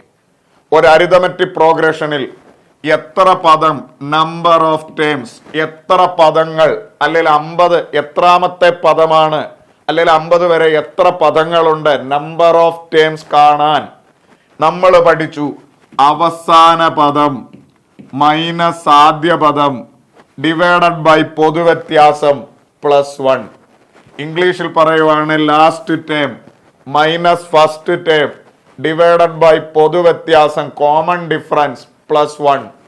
അപ്പൊ ഇവിടെ എത്ര പദങ്ങളുണ്ട് എന്ന് കാണാൻ അവസാന പദം 50 മൈനസ് ആദ്യ പദം 2 ഡിവൈഡഡ് ബൈ ഇവരുടെ പൊതുവ്യത്യാസം 2 5 8 അങ്ങനെ പോകും. പൊതുവ്യത്യാസം 3. ഇനി അഥവാ നിങ്ങൾക്ക് ഡൗട്ട് ഉണ്ട്, തൊട്ടു മുമ്പലത്തെ പദത്തിൽ നിന്ന് തൊട്ടു പുറകിലത്തെ പദം കുറച്ചാൽ പൊതുവ്യത്യാസം കിട്ടും. 5ൽ നിന്ന് 2 കുറച്ച 3, 8ൽ നിന്ന് 5 കുറച്ച 3 +1. 5ൽ നിന്ന് 50ൽ നിന്ന് 2 പോയ 48 ആണ്. 48/3 +1. 48നെ 3 കൊണ്ട് ഭാഗിക്കുക. 48നെ 3 കൊണ്ട് ഭാഗിച്ചാൽ നമുക്കറിയാം 16 16ഉം ഒന്നൂടെ കൂട്ടി നമ്മുടെ ഉത്തരം 17. ചെയ്ത സ്റ്റെപ്പ് ഒന്നുകൂടെ. 2, 5, 8 എന്ന സമാന്തര ശ്രേണിയിൽ ഏതോ ഒരു പദമുണ്ട്. ആ പദത്തിന്റെ വർഗം 2500. 2500 വർഗം കിട്ടണമെങ്കിൽ 2500ന്റെ റൂട്ട് എടുക്കുക 50. 50ന്റെ വർഗമായിട്ടാണ് 2500 വരിക. അപ്പം നമുക്ക് മനസ്സിലായി 2, 5, 8 ഈ സമാന്തര ശ്രേണി പോയി 50 വരെ വരും. ഈ 50ന്റെ വർഗമായിട്ടാണ് 2500. അപ്പൊ 50 എന്ന് പറയുന്നത് എത്രാമത്തെ പദമാണ് എന്നാണ് ഉദ്ദേശിക്കുന്നത്. അതായത് ഈ ശ്രേണിയിൽ എത്ര പദങ്ങളുണ്ട് എന്നാണ് ഉദ്ദേശിക്കുന്നത്. 50 വരെ എത്ര പദമുണ്ട്, അല്ലെ 50 എന്ന് പറയുന്നത് എത്രാമത്തെ പദമാണ്. ഇത് വായിക്കുമ്പോൾ തന്നെ നമുക്ക് മനസ്സിലാവും ഇതൊരു അരിതമെറ്റിക് പ്രോഗ്രഷൻ ആണ്. കാര്യം ഇത് 3 വീതം കൂടിയാ പോകുന്നത്. 2, 5 ആയി, 8 ആയി, 11 ആയി, അങ്ങനെ 50 വരെ എത്ര പദം. ഒരു അരിതമെറ്റിക് പ്രോഗ്രഷനിൽ എത്ര പദങ്ങളുണ്ട് എന്ന് കാണാതെ പഠിക്കണം. അവസാന പദം മൈനസ് ആദ്യ പദം ഡിവൈഡഡ് ബൈ പൊതുവ്യത്യാസം +1. 50 മൈനസ് 2 പൊതുവ്യത്യാസം നമുക്കറിയാം 3 വീതം പോയി +1. സോൾവ് ചെയ്തു. 17 ആണ് ഉത്തരം. ഓപ്ഷൻ ഡി ആണ്.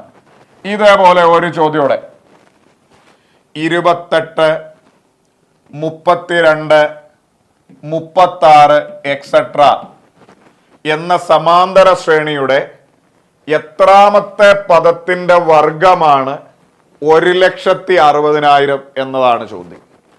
അതായത് ഒരു സമാന്തര ശ്രേണിയുണ്ട്. 28, 32, 36 ഇങ്ങനെ പോകുന്ന ഒരു സമാന്തര ശ്രേണി. ആ സമാന്തര ശ്രേണിയുടെ എത്രാമത്തെയോ ഒരു പദം, ആ പദത്തിന്റെ വർഗം 1,60,000. അപ്പൊ നമുക്ക് ആദ്യം ആ പദം എന്തുവാന്ന് നോക്കണം. ആ പദം എന്തുവാന്ന് കാണാൻ 1,60,000ന്റെ റൂട്ട് എടുക്കണം.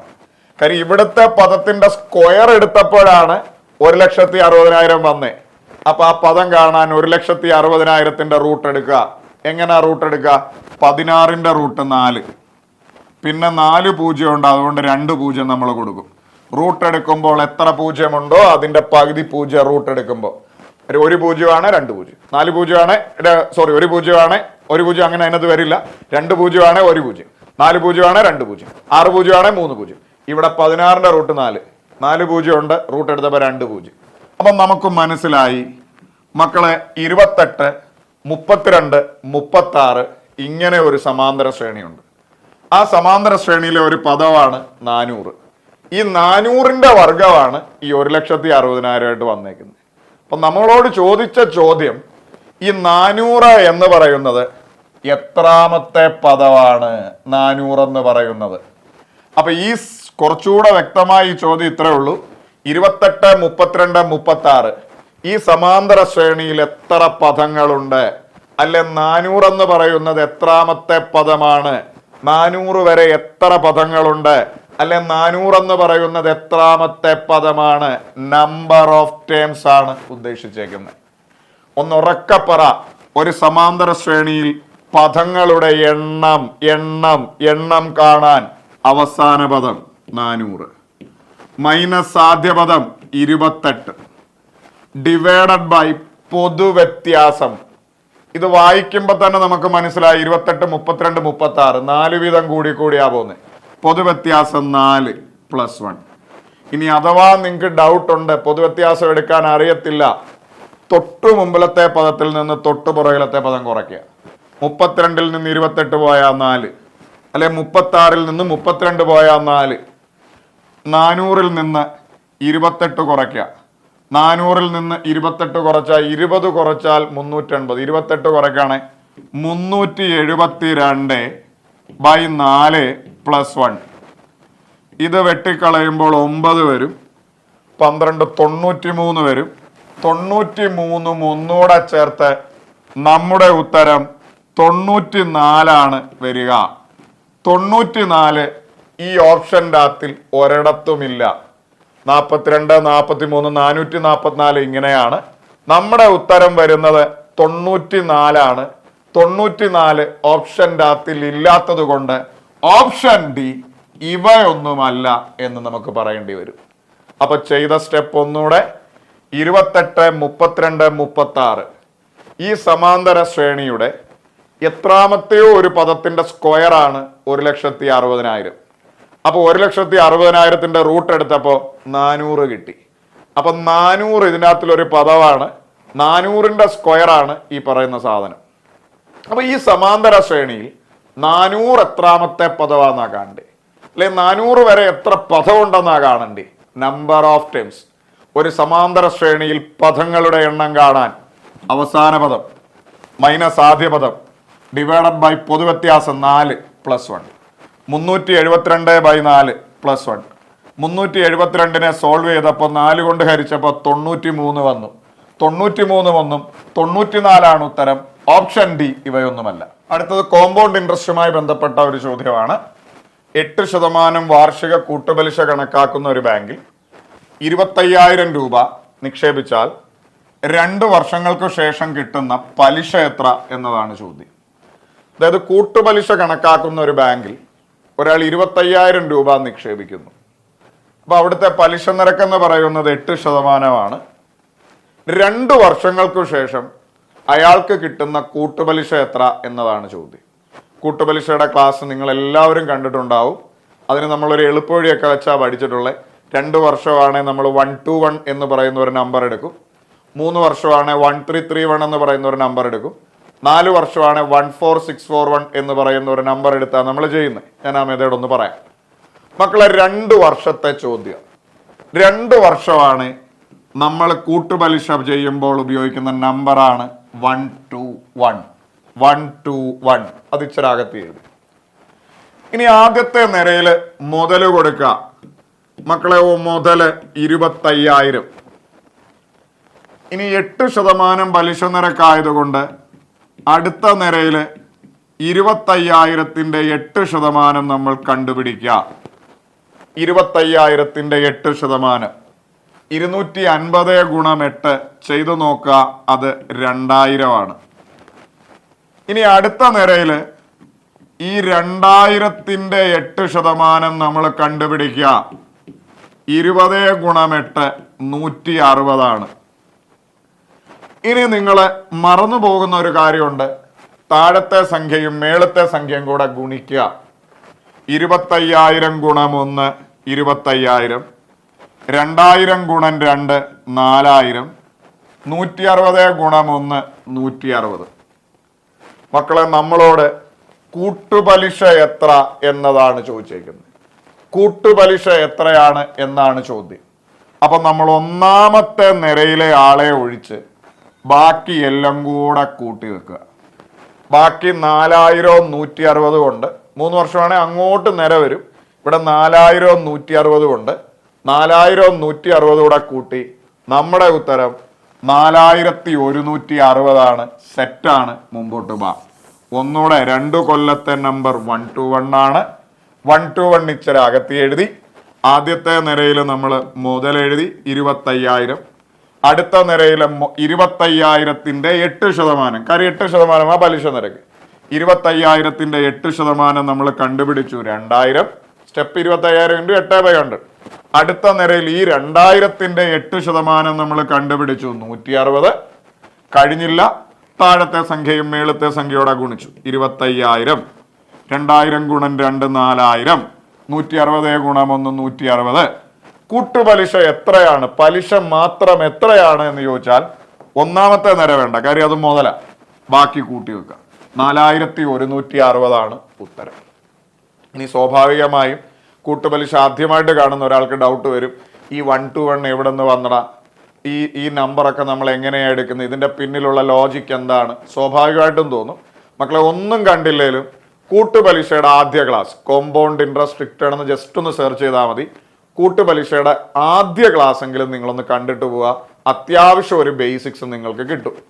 ഇനി അതല്ല, ഇനി കൂട്ടുപലിശ ഇക്വേഷനായിട്ട് ചെയ്യുന്നവർക്ക് ഇങ്ങനെ എഴുതാം: amount is equal to P into 100 + r/100 the whole raise to n എന്ന് പറയുന്ന ഒരു ഇക്വേഷൻ ഉണ്ട്. 1 + r/100 മാറ്റിയതായത്.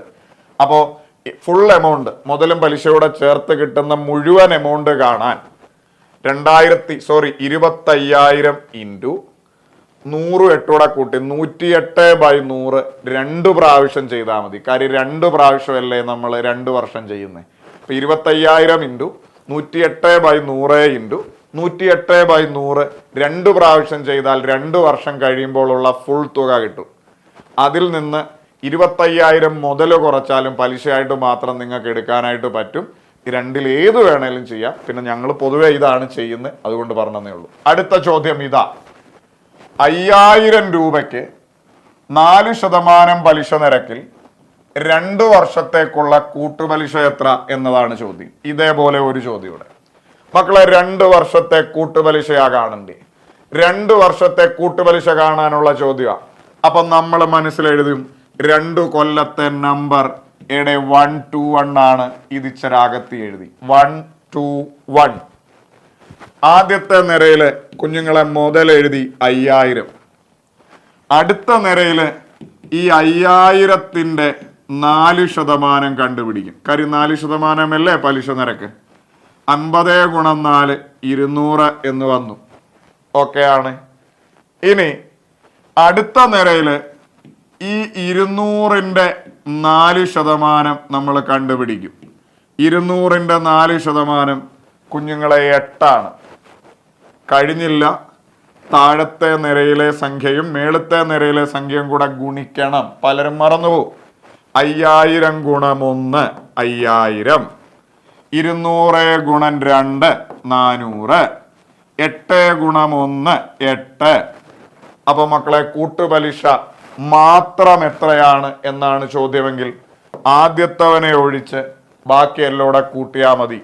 400 8 കൂട്ടി നമ്മുടെ ഉത്തരം വളരെ സിമ്പിളായി കിട്ടും. 408 ആണ്. ഓപ്ഷൻ സി ആണ്. പക്കാ ക്ലിയർ ആണ്. അപ്പോൾ 121 എഴുതി. ആദ്യ നിരയിലും മുതൽ 5,000, 5,000ന്റെ 4% 200, 200ന്റെ 4% 8. താഴത്തെ സംഖ്യയും മേളത്തെ സംഖ്യയോടെ എല്ലോടെ ഗുണിച്ചു. 1 കഴിഞ്ഞ് ബാക്കി 408 എന്ന ഉത്തരത്തിലേക്ക് നമുക്ക് ലാൻഡ് ചെയ്യാം. ഇനി അതല്ല, അല്ലാത്ത രീതി ചെയ്യുന്ന ആളുകൾ 5,000 മുതലേ ഗുണം 4% അല്ലേ പലിശ നിരക്ക്, 104/100 2 പ്രാവശ്യം ചെയ്താൽ, കാര്യം 2 കൊല്ലമാണ്, അതുകൊണ്ട് 3 പ്രാവശ്യമാണ്, 3 കൊല്ലമാണ്, 3 പ്രാവശ്യം ചെയ്യേണ്ടി വരും. 104/100 2 പ്രാവശ്യം ചെയ്താൽ മുതലും പലിശയോടെ ചേർത്തുള്ള ഫുള്ള് തുക കിട്ടും. അതിൽ നിന്ന് 5,000 മുതൽ കുറയ്ക്കുമ്പോഴും ഈ പറയുന്ന 408 എന്ന പലിശയിലേക്ക് നിങ്ങൾക്ക് എത്താവുന്നതാണ്. സെറ്റാണ് മക്കളെ. അടുത്ത ചോദ്യം 2 1/2 the whole square minus 1 1/2 the whole square എന്നാണ്. നമ്മുടെ ഭാഷയിൽ പറഞ്ഞാൽ 2.5യുടെ സ്ക്വയറിൽ നിന്ന് 1.5യുടെ സ്ക്വയർ കുറയ്ക്കുക എന്നതാണ് ചോദ്യം. ഇത് നമുക്ക് 2 രീതി ചെയ്യാം. ഒന്നുകിൽ ഈ സാധനം വളരെ നോർമലായി മിക്സഡ് ഫ്രാക്ഷൻ 2.5യുടെ മിക്സഡ് ഫ്രാക്ഷൻ മാറ്റിയിട്ട് 1.5യുടെ മിക്സഡ് ഫ്രാക്ഷൻ മാറ്റിയിട്ട് ചെയ്യാം. പക്ഷെ വളരെ പെട്ടെന്ന് സർവ്വസമവാക്യങ്ങൾ വെച്ച് ഈ സാധനം നമുക്ക് ഈസി ആയിട്ട് സോൾവ് ചെയ്തെടുക്കാം. ഇത് കണ്ടോ, 2.5യുടെ സ്ക്വയർ മൈനസ് 1.5യുടെ സ്ക്വയർ. മക്കളെ ഈ സാധനം എ സ്ക്വയർ മൈനസ് ബി സ്ക്വയറിന്റെ പരുവത്തിൽ കിടക്കുകയാണ്. ഇങ്ങനെ കുറേ സാധനങ്ങൾ SCERT ടെക്സ്റ്റിൽ കിടപ്പുണ്ട്. നോക്കുക, രണ്ടും സ്ക്വയറാണ്. അപ്പൊ ഇങ്ങനെ 2 സ്ക്വയറുകൾ മൈനസ് ചെയ്ത് വരുമ്പോഴേ നിങ്ങൾ ഓർത്തോണം ഇത് എ സ്ക്വയർ മൈനസ് ബി സ്ക്വയറിന്റെ രൂപത്തിലാണ്. ആദ്യ സംഖ്യയുടെ സ്ക്വയർ മൈനസ് രണ്ടാമത്തെ സംഖ്യയുടെ സ്ക്വയർ. നമുക്കെല്ലാവർക്കും അറിയാം A square minus B square എന്ന് പറയുന്നത് A+B ഇൻറ്റു A-B ആണ്. ഒന്നുകൂടെ A square minus B square എന്ന് പറയുന്നത് A+B ഇൻറ്റു A-B ആണ്. ഇവിടെ എ എന്ന് പറയുന്നത് 2.5 ആണ്, എ സ്ക്വയർ മൈനസ് ബി എന്ന് പറയുന്നത് 1.5 ആണ്, ബി സ്ക്വയർ. നമുക്ക് കാണേണ്ടത് A square minus B square ആണ്. A square minus B square എന്ന് പറഞ്ഞാൽ A+B ഇൻറ്റു A-B ആണ്. അപ്പോൾ ആദ്യം നമ്മൾ എയും ബിയുടെ കൂട്ടി എഴുതുക. ഇത് വേണമെങ്കിൽ നമുക്ക് ഈ മിക്സഡ് ഫ്രാക്ഷൻ ഒക്കെ മാറ്റി കൂട്ടുകയൊക്കെ ചെയ്യാം. പക്ഷെ ഇത് വളരെ സിമ്പിളായ സാധനമാണ്. 2.5യും 1.5യുടെ കൂട്ടുക. 2.5യും 1.5യുടെ കൂട്ടുമ്പോൾ നമുക്ക് കിട്ടും 4 into A minus B. 2.5 minus 1.5. 2.5യിൽ നിന്ന് 1.5 കുറയ്ക്കുമ്പോൾ നമുക്ക് എല്ലാവർക്കും അറിയാം അത് 1 4 ഗുണം 1. നമുക്ക് പറയാം 4 ഉത്തരം. ഓപ്ഷൻ ബി ആണ്. ഈ കൺസെപ്റ്റ് അറിയാവുന്നവർക്ക് 10 സെക്കൻഡിന്റെ അകത്ത് ഇതിന്റെ ഉത്തരം വീഴും. ഒന്നുകൂടെ പറയുന്നു, ഇത്തരത്തിലുള്ള ചോദ്യങ്ങൾ സ്ക്വയർ മൈനസ് വേറൊരു സ്ക്വയർ ഇങ്ങനെ വരുമ്പോഴേ ഓർത്തോണം ഇത് എ സ്ക്വയർ മൈനസ് ബി സ്ക്വയറിന്റെ പരുവത്തിലാണ്. ഈ സാധനം എ ആയിട്ട് വിളിച്ചാൽ ഇത് എ സ്ക്വയർ ആണ്. 1.5 നമ്മൾ ബി ആയിട്ട് വിളിച്ചാൽ അത് ബി സ്ക്വയർ ആണ്. ഇത് എ സ്ക്വയർ മൈനസ് ബി സ്ക്വയറിന്റെ രൂപത്തിൽ കിടക്കുകയാണ്. A square minus B square എന്ന് പറഞ്ഞാൽ A plus B into A minus B ആണ്. എ പ്ലസ് ബി എന്ന് പറഞ്ഞാൽ എ 2.5 ബി 1.5. 2.5യും 1.5യുടെ കൂട്ടുക. 2.5 1 കൂട്ടുമ്പോൾ 3.5 പിന്നെ ഒരു അര കൂട്ടുമ്പോൾ 4 ഇൻറ്റു 2.5 മൈനസ് 1.5. 2.5 അതിൽ നിന്ന് 1.5 കുറയ്ക്കുമ്പോൾ 1. 4 ഗുണം 1 നമുക്ക് പറയാം 4 സെറ്റാണ്. ഇനി ഞാൻ ഒരു കാര്യം കൂടെ പറയട്ടെ. ഇത് വളരെ പ്രോപ്പറായി ചെയ്യുന്ന രീതിയും കൂടെ ഞാൻ ജസ്റ്റ് ഒന്ന് കാണിക്കട്ടെ. വെറുതെ ജസ്റ്റ് ഒന്ന് നിങ്ങൾക്കൊന്ന് പഠിക്കാൻ വേണ്ടിയിട്ട്. അതായത് ഇതല്ലാതെ ഡയറക്റ്റായിട്ട് സോൾവ് ചെയ്യുന്ന രീതി. 2.5യുടെ സ്ക്വയർ എടുക്കുക. മക്കളെ, ചില കുഞ്ഞുങ്ങളെ ഈ സ്ക്വയർ കാണാനൊക്കെ പറയുമ്പോൾ ഇങ്ങനെയൊക്കെ ചെയ്യുന്ന ആളുകളെ ഞാൻ കണ്ടിട്ടുണ്ട്. 2ന്റെ സ്ക്വയർ 4, 1ന്റെ സ്ക്വയർ 1, 2ന്റെ സ്ക്വയർ 4, 1ന്റെ 1, 1ന്റെ 1, 2ന്റെ സ്ക്വയർ 4. ഇത് ലോക മണ്ടത്തരമാണ് മക്കളെ. മിക്സഡ് ഫ്രാക്ഷന്റെ ഏത് ഓപ്പറേഷനും ഗുണനം, ഹരണം, square, cube, whatever, square root, cube root എന്ത് വന്നാലും മിക്സഡ് മാറ്റിയതിന് ശേഷമേ ചെയ്യാവൂ. മിക്സഡ് ഫ്രാക്ഷൻ ഒക്കെ നിങ്ങൾ പഠിച്ചവരാണ്. അതിൽ ഈ കൂട്ടലിനും കുറയ്ക്കലിനും മാത്രം ഒരു എളുപ്പവഴിയുണ്ട്. അതായത് കൂട്ടാനായിട്ട് പ്രത്യേക സംഖ്യകൾ കൂട്ടാം, ഭിന്നം കൂട്ടാം, കുറയ്ക്കാനും അതുപോലൊക്കെ തന്നെ നമുക്ക് ചെയ്യാം. ബാക്കി ഏത് ഓപ്പറേഷൻ വന്നാലും മിക്സഡ് മാറ്റാതെ ഒരു നിവർത്തിയുമില്ല. 2.5യുടെ മിക്സഡ് മാറ്റുമ്പോൾ 2 ഗുണം 2 4, 4 ഒന്നുകൂടെ കൂട്ടുമ്പോൾ 5, 5/2 ദ ഹോൾ സ്ക്വയർ എന്നായി. മിക്സഡ് ഫ്രാക്ഷൻ എങ്ങനെയാ മാറ്റുന്നത്? ഇത് 2 കൂടെ ഗുണിച്ചു 4, ഇത് കൂട്ടി 5, എന്നിട്ട് ആ ഛേദം അതുപോലെ തന്നെ. ഛേദം എപ്പോഴും സെയിം ആയിരിക്കും, 5/2 ദ ഹോൾ സ്ക്വയർ. ഇത് 2 കൂടെ ഗുണിച്ചു 1 2 2, ഇത് കൂട്ടി 3, എന്നിട്ട് ആ ഛേദം അത് തന്നെ 3/2 ദ ഹോൾ സ്ക്വയർ. ഇനി ഈ സ്ക്വയർ അകത്തേക്ക് കൊടുത്തു. 5ന്റെ സ്ക്വയർ 25 2ന്റെ സ്ക്വയർ 4 മൈനസ് 3ന്റെ സ്ക്വയർ 9 2ന്റെ സ്ക്വയർ 4. 25/4 മൈനസ് 9/4. നമുക്കെല്ലാവർക്കും അറിയാം ഛേദങ്ങൾ സെയിം ആണെങ്കിൽ ഇങ്ങനെ കുറയ്ക്കാനോ കൂട്ടാനോ വന്നാൽ നിങ്ങൾ അംശങ്ങൾ തമ്മിൽ കുറയ്ക്കുക അല്ലെ കൂട്ടുക, ഛേദം അത് തന്നെ എഴുതുക. 25ൽ നിന്ന് 9 പോയാൽ 16/4. അല്ലെങ്കിൽ കുറച്ചുകൂടെ ഡീറ്റെയിൽ ആയി സ്റ്റെപ്പ് എഴുതാം. 2 പേരുടെയും ഛേദം 4. ഛേദം അടിവശത്തെ ഡിനോമിനേറ്റർ സെയിം ആണ്, ആ ഛേദം അത് തന്നെ എഴുതുക. എന്നിട്ട് അംശങ്ങൾ മാത്രം ചെയ്യുക. 25 മൈനസ് 9. 25ൽ നിന്ന് 9 പോയാൽ 16. 16/4 നമ്മുടെ ഉത്തരം 4. അപ്പോഴും നമുക്ക് കിട്ടുന്ന ഉത്തരം ഇത് തന്നെയാണ്. ഇതൊന്ന് വളഞ്ഞു മൂക്കെ പിടിക്കുന്ന പരിപാടിയാണ്. മറ്റേതാണ് ബെറ്റർ. പിന്നെ ഒരു പ്രോപ്പർ രീതിയോടെ ഞാൻ കാണിച്ച ഒന്നുകൂടെ. 2.5 മാറ്റുമ്പോൾ 5/2, 1.5 മാറ്റുമ്പോൾ 3/2. അവർക്ക് സ്ക്വയർ കൊടുക്കണം. അകത്തുള്ള ഹോൾ സ്ക്വയറാ, അപ്പൊ അകത്തുള്ള എല്ലാവർക്കും സ്ക്വയർ. 5ന്റെ സ്ക്വയർ 25, 2ന്റെ സ്ക്വയർ 4 മൈനസ് 3ന്റെ സ്ക്വയർ 9, 2ന്റെ സ്ക്വയർ 4. 25/4ൽ നിന്ന് 9/4 കുറയ്ക്കണം.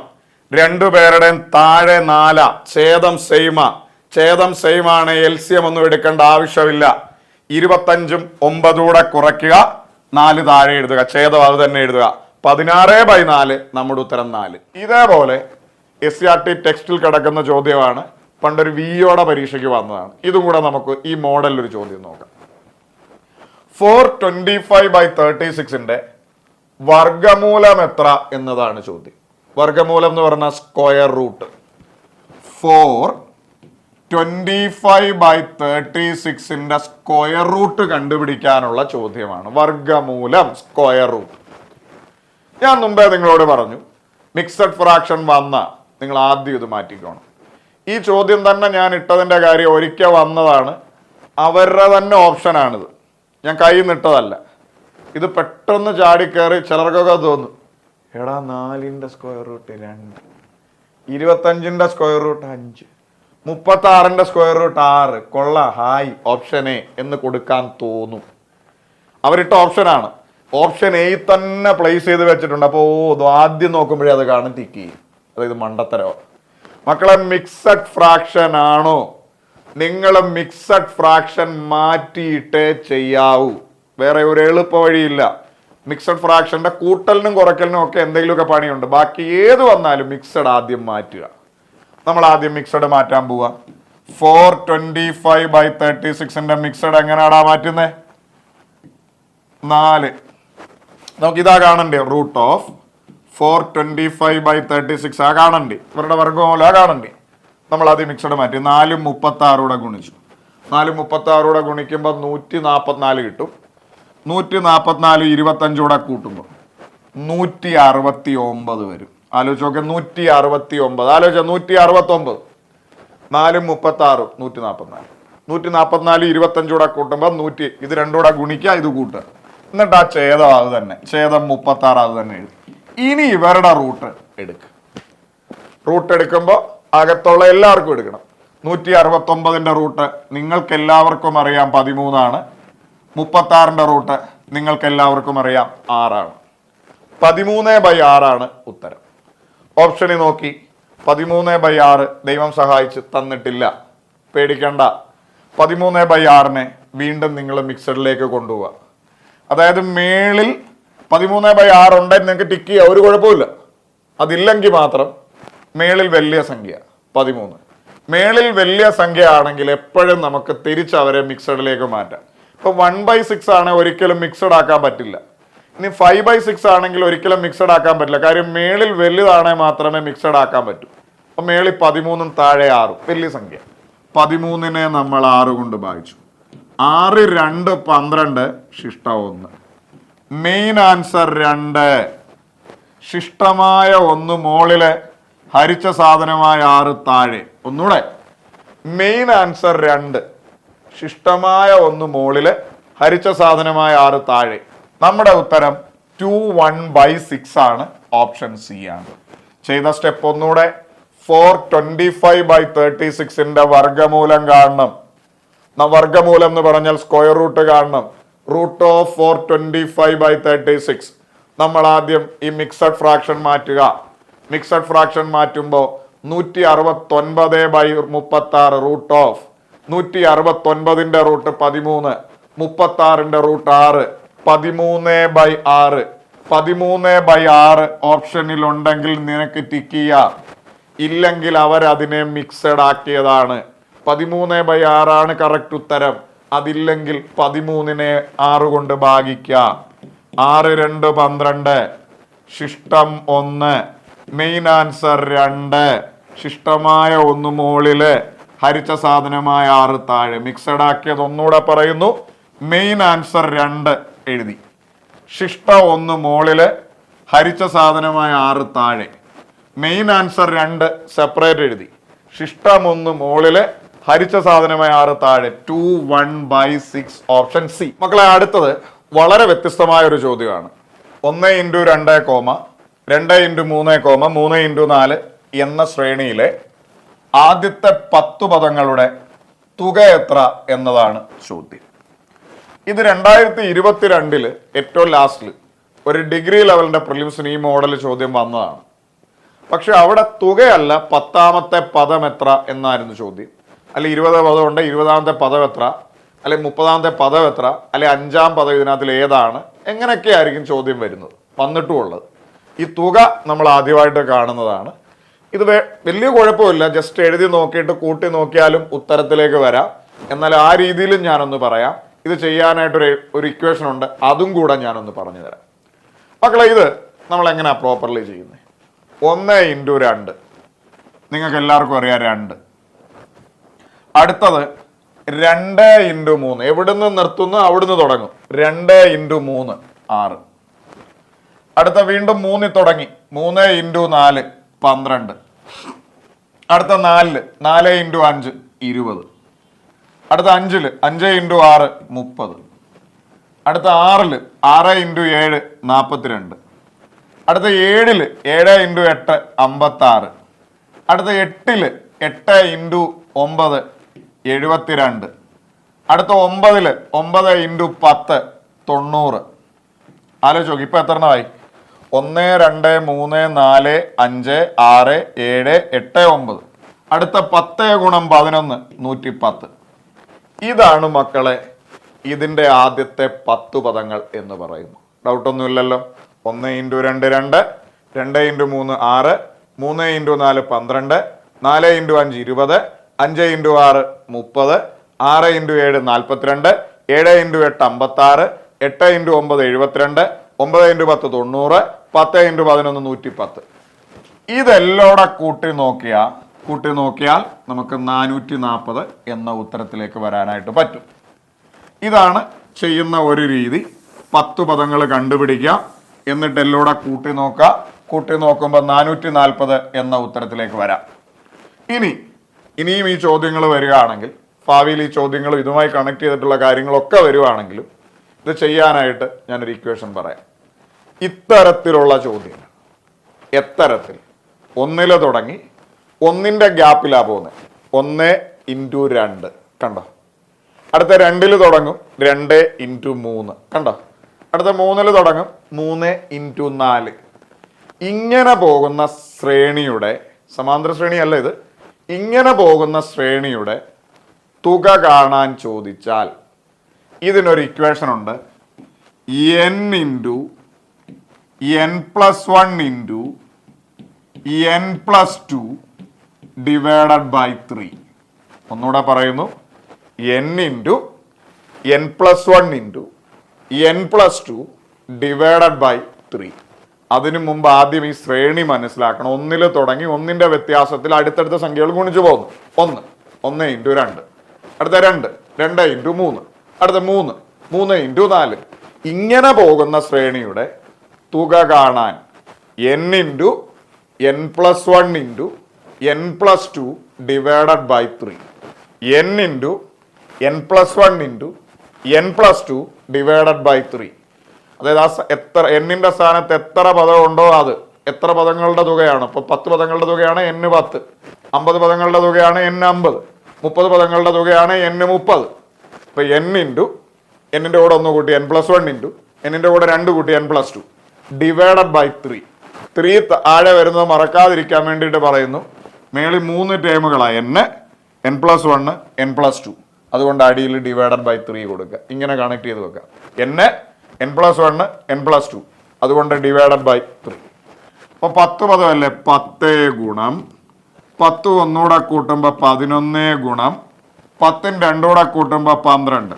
സിമ്പിളാണ്. 10 11 12 ഡിവൈഡഡ് ബൈ 3. ഓക്കെ. ഇതൂടെ വെട്ടുമ്പോൾ 4. ആലോചിച്ച് നോക്കെ. 12 3 ആയിരിക്കുമ്പോൾ 11 4 44, 44 10 കൂടെ ഗുണിച്ച് നമ്മുടെ ഉത്തരം 440. n × n+1 × n+2 the whole divided by 3. 10 11 12 divided by 3. നമ്മുടെ ഉത്തരം 440. ഇതേ മോഡലിൽ ഒരു ചോദ്യം കൂടെ നമുക്ക് ചെയ്യാം. 1 × 2 2 × 3 3 × 4 എന്ന ശ്രേണിയിലെ ആദ്യ 20 പദങ്ങളുടെ തുക എത്ര എന്നതാണ് ചോദ്യം. മക്കളെ, ഒരു ശ്രേണിയുടെ ആദ്യ 20 പദങ്ങളുടെ തുകയാണ്. നമ്മുടെ മോഡലാണ്. 1 തുടങ്ങി 1 × 2, അടുത്ത 2 സ്റ്റാർട്ട് ചെയ്തു 2 × 3, അടുത്ത 3 സ്റ്റാർട്ട് ചെയ്തു 3 × 4. ഇങ്ങനെ വരുന്ന ശ്രേണിയാണ്. പദങ്ങളുടെ തുക കാണാനുള്ള equation n × n+1 × n+2 divided by 3. n-ന്റെ സ്ഥാനത്ത് എത്ര പദങ്ങളുണ്ടോ അത് n × n+1 × n+2 divided by 3. 3 term ഉണ്ട്, അതുകൊണ്ട് ഡിവൈഡഡ് ബൈ 3. അപ്പൊ ആദ്യം 20 പദം 20 × 20 ഒന്നുകൂടെ ചേർത്ത 21 × 20 രണ്ടുകൂടെ ചേർത്ത 22 ഡിവൈഡഡ് ബൈ 3. ഓക്കെ ആണോ? അല്ലേ തന്നെ സിമ്പിളായിട്ട് ഓർക്കുക. 10 ആണ് 10, 11, 12 ബൈ 3. 5 ആണ് 5, 6, 7 ബൈ 3. 8 ആണ് 8, 9, 10 ബൈ 3. ഇത്തരം ചോദ്യങ്ങളിൽ 100 പദങ്ങളുടെ തുകയാണ് 100, 101, 102 ബൈ 3. എത്ര പേരാ? 3 പേര്. അതുകൊണ്ട് ബൈ 3. അപ്പൊ ഇത് വെട്ടാം. ഇത് വെട്ടുമ്പോൾ മക്കളെ 7 വരും, 21 7. ഇനി 22ഉം 7ഉം കൂടെ മൾട്ടിപ്ലൈ ചെയ്യാം. 22, കാര്യം 3ഉം 21 കൂടെ ഹരിച്ചാൽ 7 വരും. 22 7 കൂടെ മൾട്ടിപ്ലൈ ചെയ്താൽ 14 1, 14 ഒന്നുകൂടെ ചേരുമ്പോൾ 15 വരും. 154. 154 ഗുണം 20 നമ്മുടെ ഉത്തരമായി വരിക. ഇത് രണ്ടും കൂടെ ഗുണിക്കുമ്പോൾ 154 വന്നു.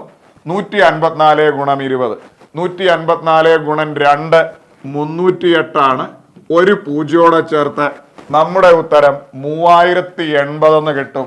സെറ്റാണ് ഓപ്ഷൻ എ. ചോദ്യം ഇങ്ങനെയാണ്: ഒരു സംഖ്യയോട് 1 കൂട്ടിയതിന്റെ വർഗമൂലത്തിന്റെ വർഗമൂലം 3 ആയാൽ സംഖ്യ എത്ര? 2 രീതിയിൽ നമുക്ക് ഈ ചോദ്യം ചെയ്യാം. ഒന്നെങ്കിൽ പ്രോപ്പറായിട്ട് ചെയ്യാം, അല്ലെങ്കിൽ ഓപ്ഷനിൽ നിന്ന് ചെയ്യാം. നിങ്ങൾക്ക് ഏതാണോ സൗകര്യം അത് ചെയ്യാം. ഞാൻ 2 രീതിയിലും ചെയ്ത് കാണിക്കാം.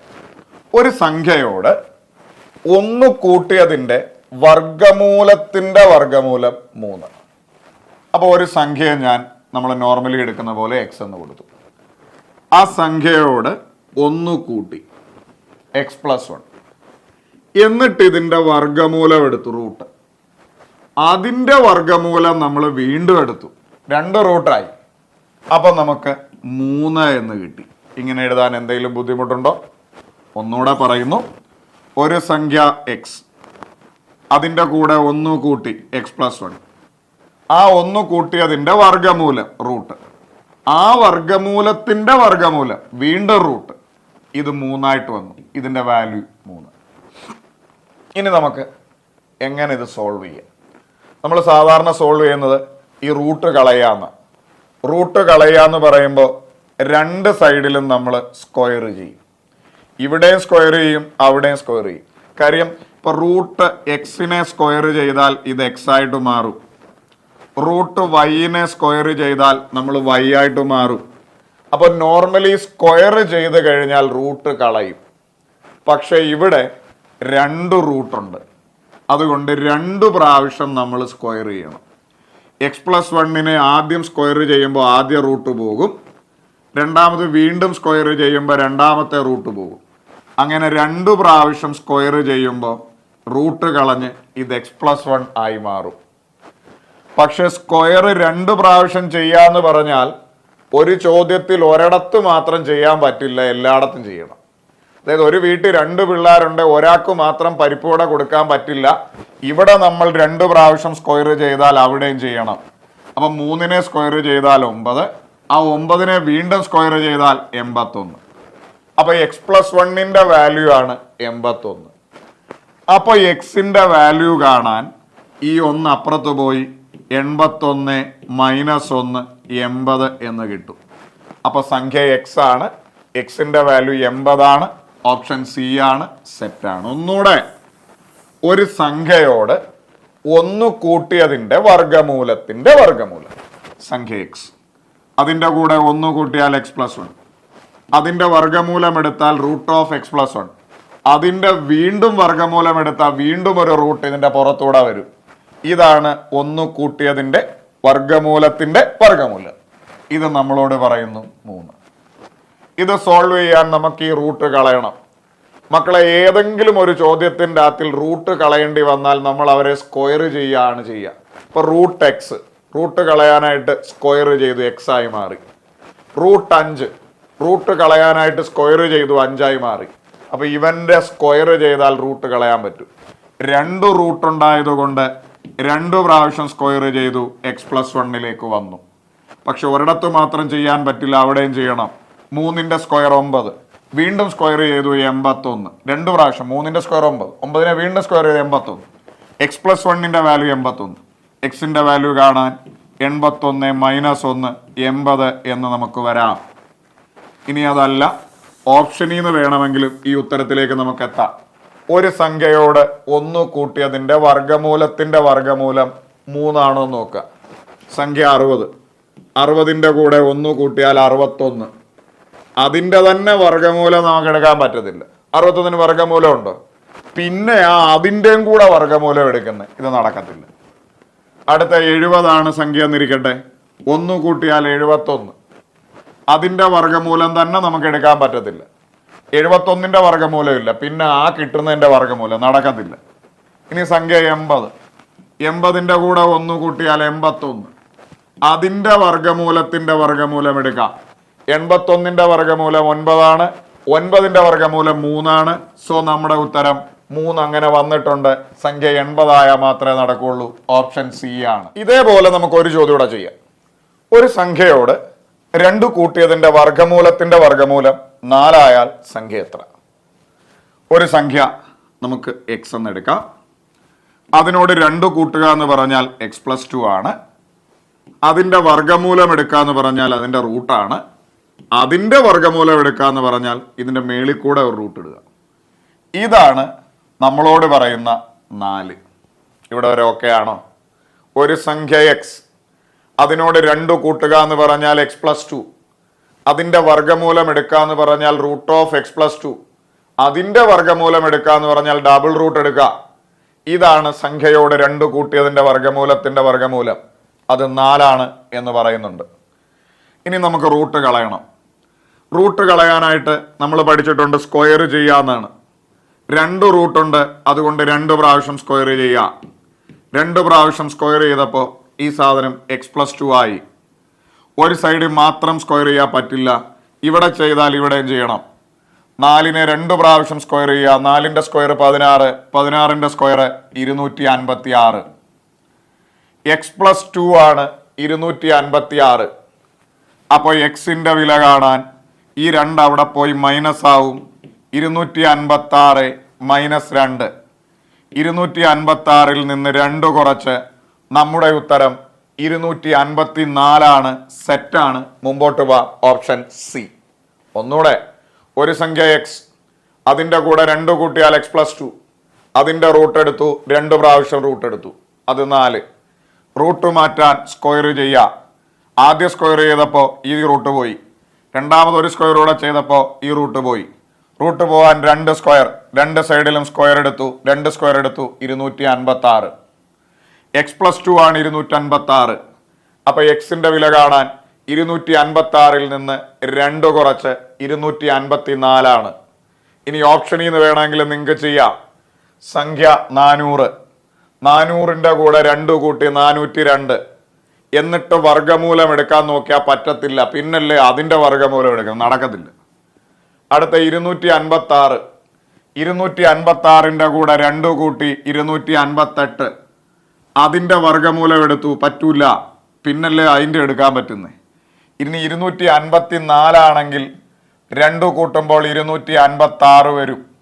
അതിന്റെ വർഗമൂലത്തിന്റെ വർഗമൂലം 256ന്റെ വർഗമൂലം 16, 16ന്റെ വർഗമൂലം 4, 4 കിട്ടുന്നുണ്ട്. സോ നമ്മുടെ ഉത്തരം ഓപ്ഷൻ സി. ഒരു വൃത്തസ്തൂപികയുടെ ആരം 2 മടങ്ങും ഉന്നതി 3 മടങ്ങും വർദ്ധിച്ചാൽ വ്യാപ്തം എത്ര മടങ്ങായി വർദ്ധിക്കും എന്നതാണ് ചോദ്യം. നിങ്ങൾ ആദ്യം മനസ്സിലാക്കേണ്ടത് വൃത്തസ്തൂപിക എന്ന് പറയുന്നത് കോണാണ്. വൃത്തസ്തൂപിക. ഈ സ്തൂപം എന്ന് പറയുന്ന സാധനം മേളോട്ട് ഇങ്ങനെ കൂർത്തിരിക്കുന്നതിനെയാണ് സ്തൂപം എന്ന് പറയുന്നു, പിരമിഡ് എന്ന് പറയും. അപ്പൊ താഴെ വൃത്തവും ഇങ്ങനെ കൂർത്തിരിക്കുവാണെങ്കിൽ വൃത്തസ്തൂപിക, സർക്കുലാർ പിരമിഡ് എന്ന് പറയും. വൃത്തസ്തൂപിക, നമുക്കറിയാവുന്ന നല്ല വാക്ക് കോൺ. അപ്പൊ ഇതാണ് വൃത്തസ്തൂപിക എന്ന് പറയുന്നു. ഇനി വൃത്തസ്തൂപികയുടെ ആരം 2 മടങ്ങും ഉന്നതി 3 മടങ്ങും വർദ്ധിച്ചാൽ വ്യാപ്തം എത്ര മടങ്ങായി വർദ്ധിക്കും എന്നതാണ് ചോദ്യം.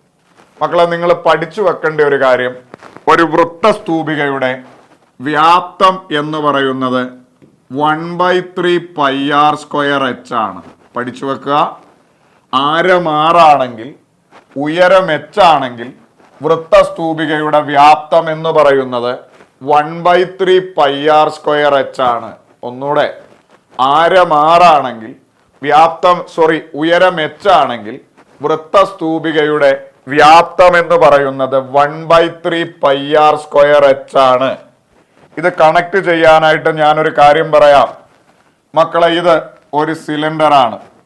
മലയാളത്തിൽ വൃത്തസ്തംഭം എന്ന് പറയും. വൃത്തസ്തംഭത്തിന്റെ വോളിയം വ്യാപ്തം പൈ ആർ സ്ക്വയർ എച്ച് ആണ്. Pi R square H.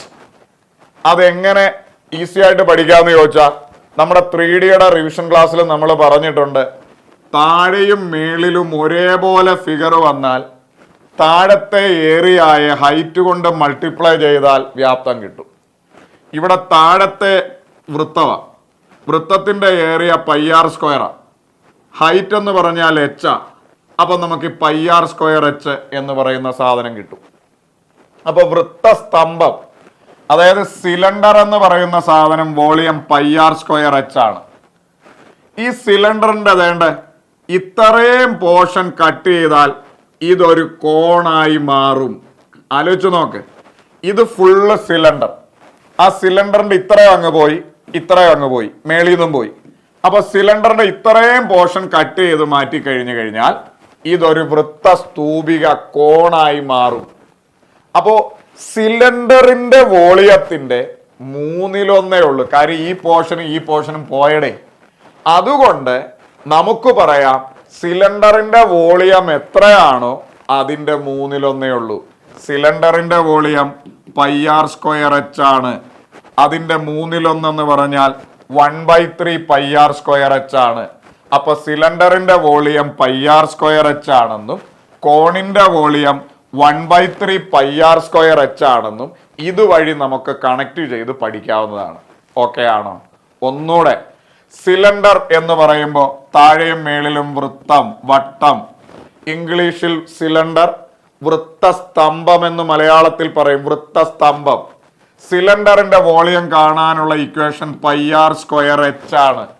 അത് എങ്ങനെ ഞാൻ പെട്ടെന്ന് കണക്ട് ചെയ്തെന്ന് ചോദിച്ചാൽ, മേളിലും താഴെയും ഒരുപോലെ ഷേപ്പ് വരുവാണെങ്കിൽ ബേസ് ഏരിയയെ ഹൈറ്റ് കൊണ്ട് മൾട്ടിപ്ലൈ ചെയ്താൽ വോളിയം ആവും. ഇവിടെ ബേസ് വൃത്തം, base area pi R square, pi R square height കൂടെ ചേർത്ത് പൈ ആർ സ്ക്വയർ എച്ച്. ഇതാണ് ഈ പറയുന്ന പോലെ സിലിണ്ടർ.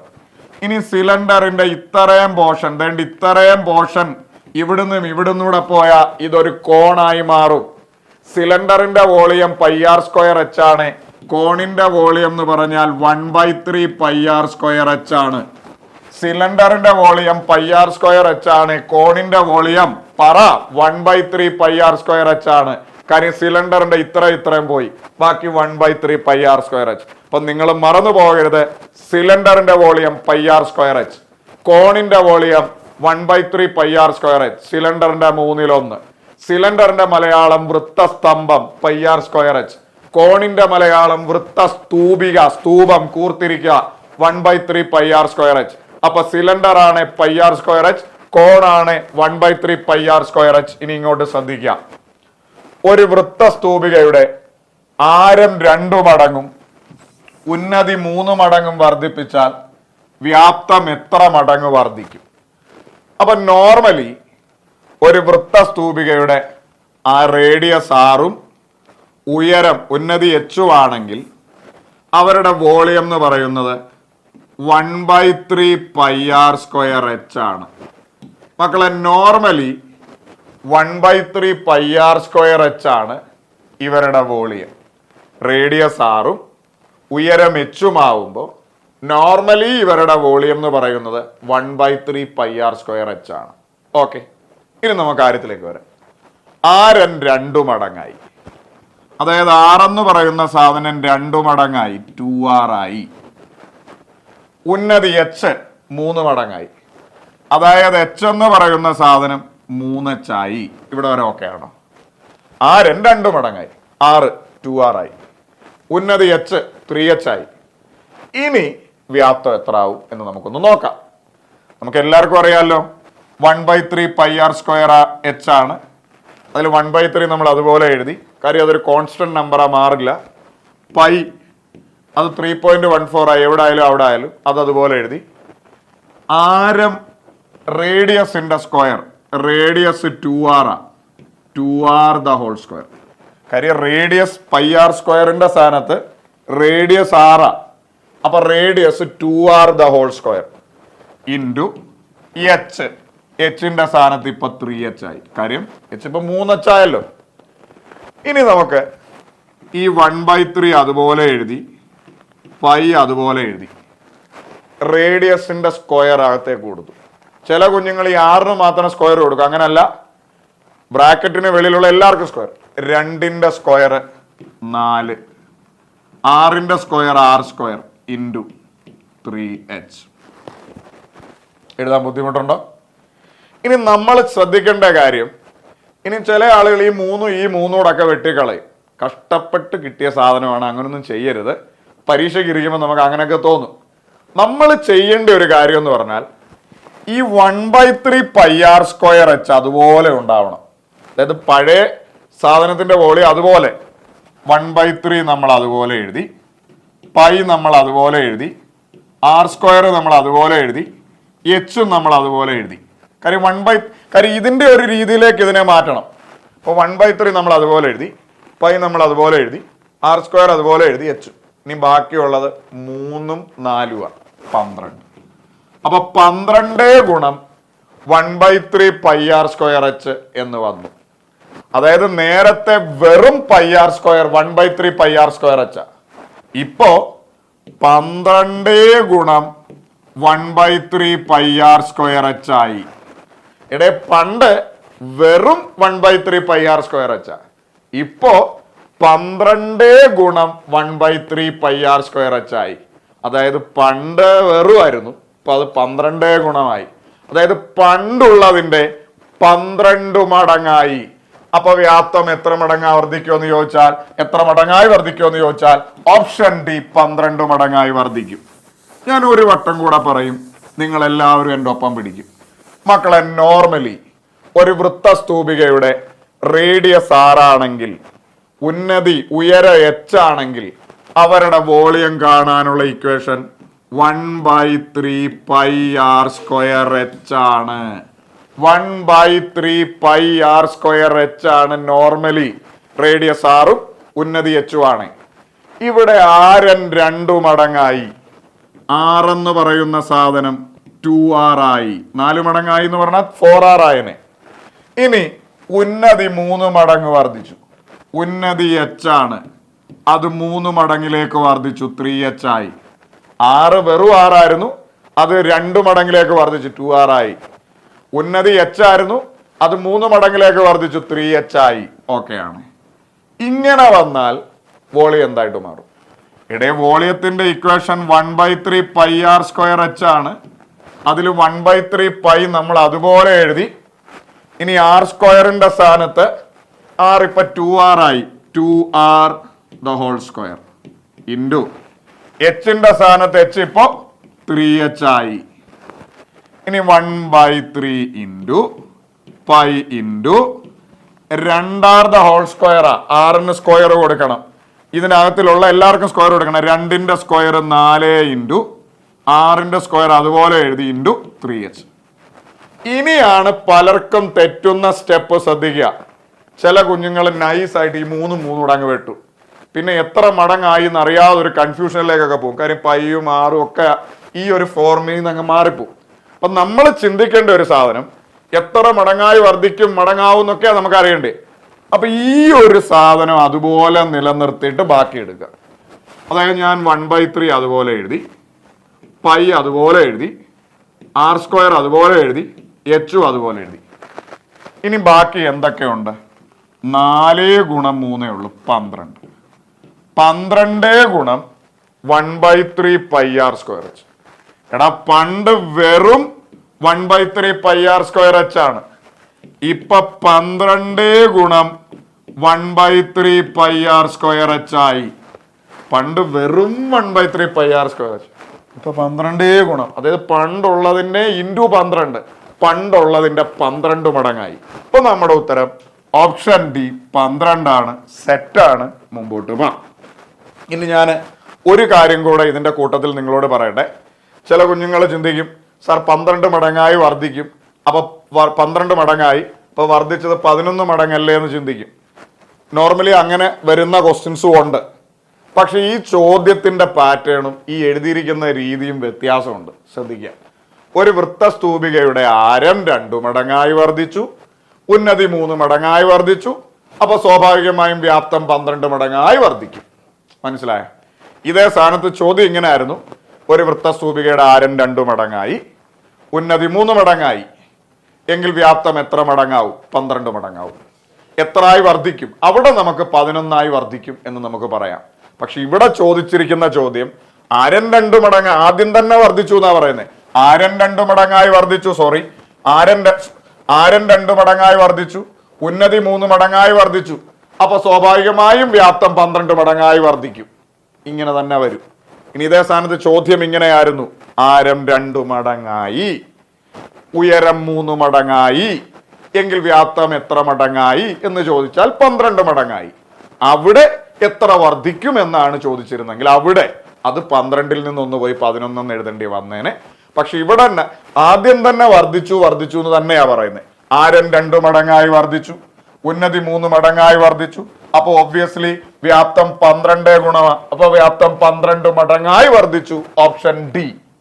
ഇതേപോലെ ഒരു ചോദ്യം കൂടെ, ഒരു വൃത്തസ്തൂപികയുടെ ആരം 3 മടങ്ങും ഉന്നതി 5 മടങ്ങും വർദ്ധിപ്പിച്ചാൽ വ്യാപ്തം എത്ര മടങ്ങായി വർദ്ധിക്കും എന്നതാണ് ചോദ്യം.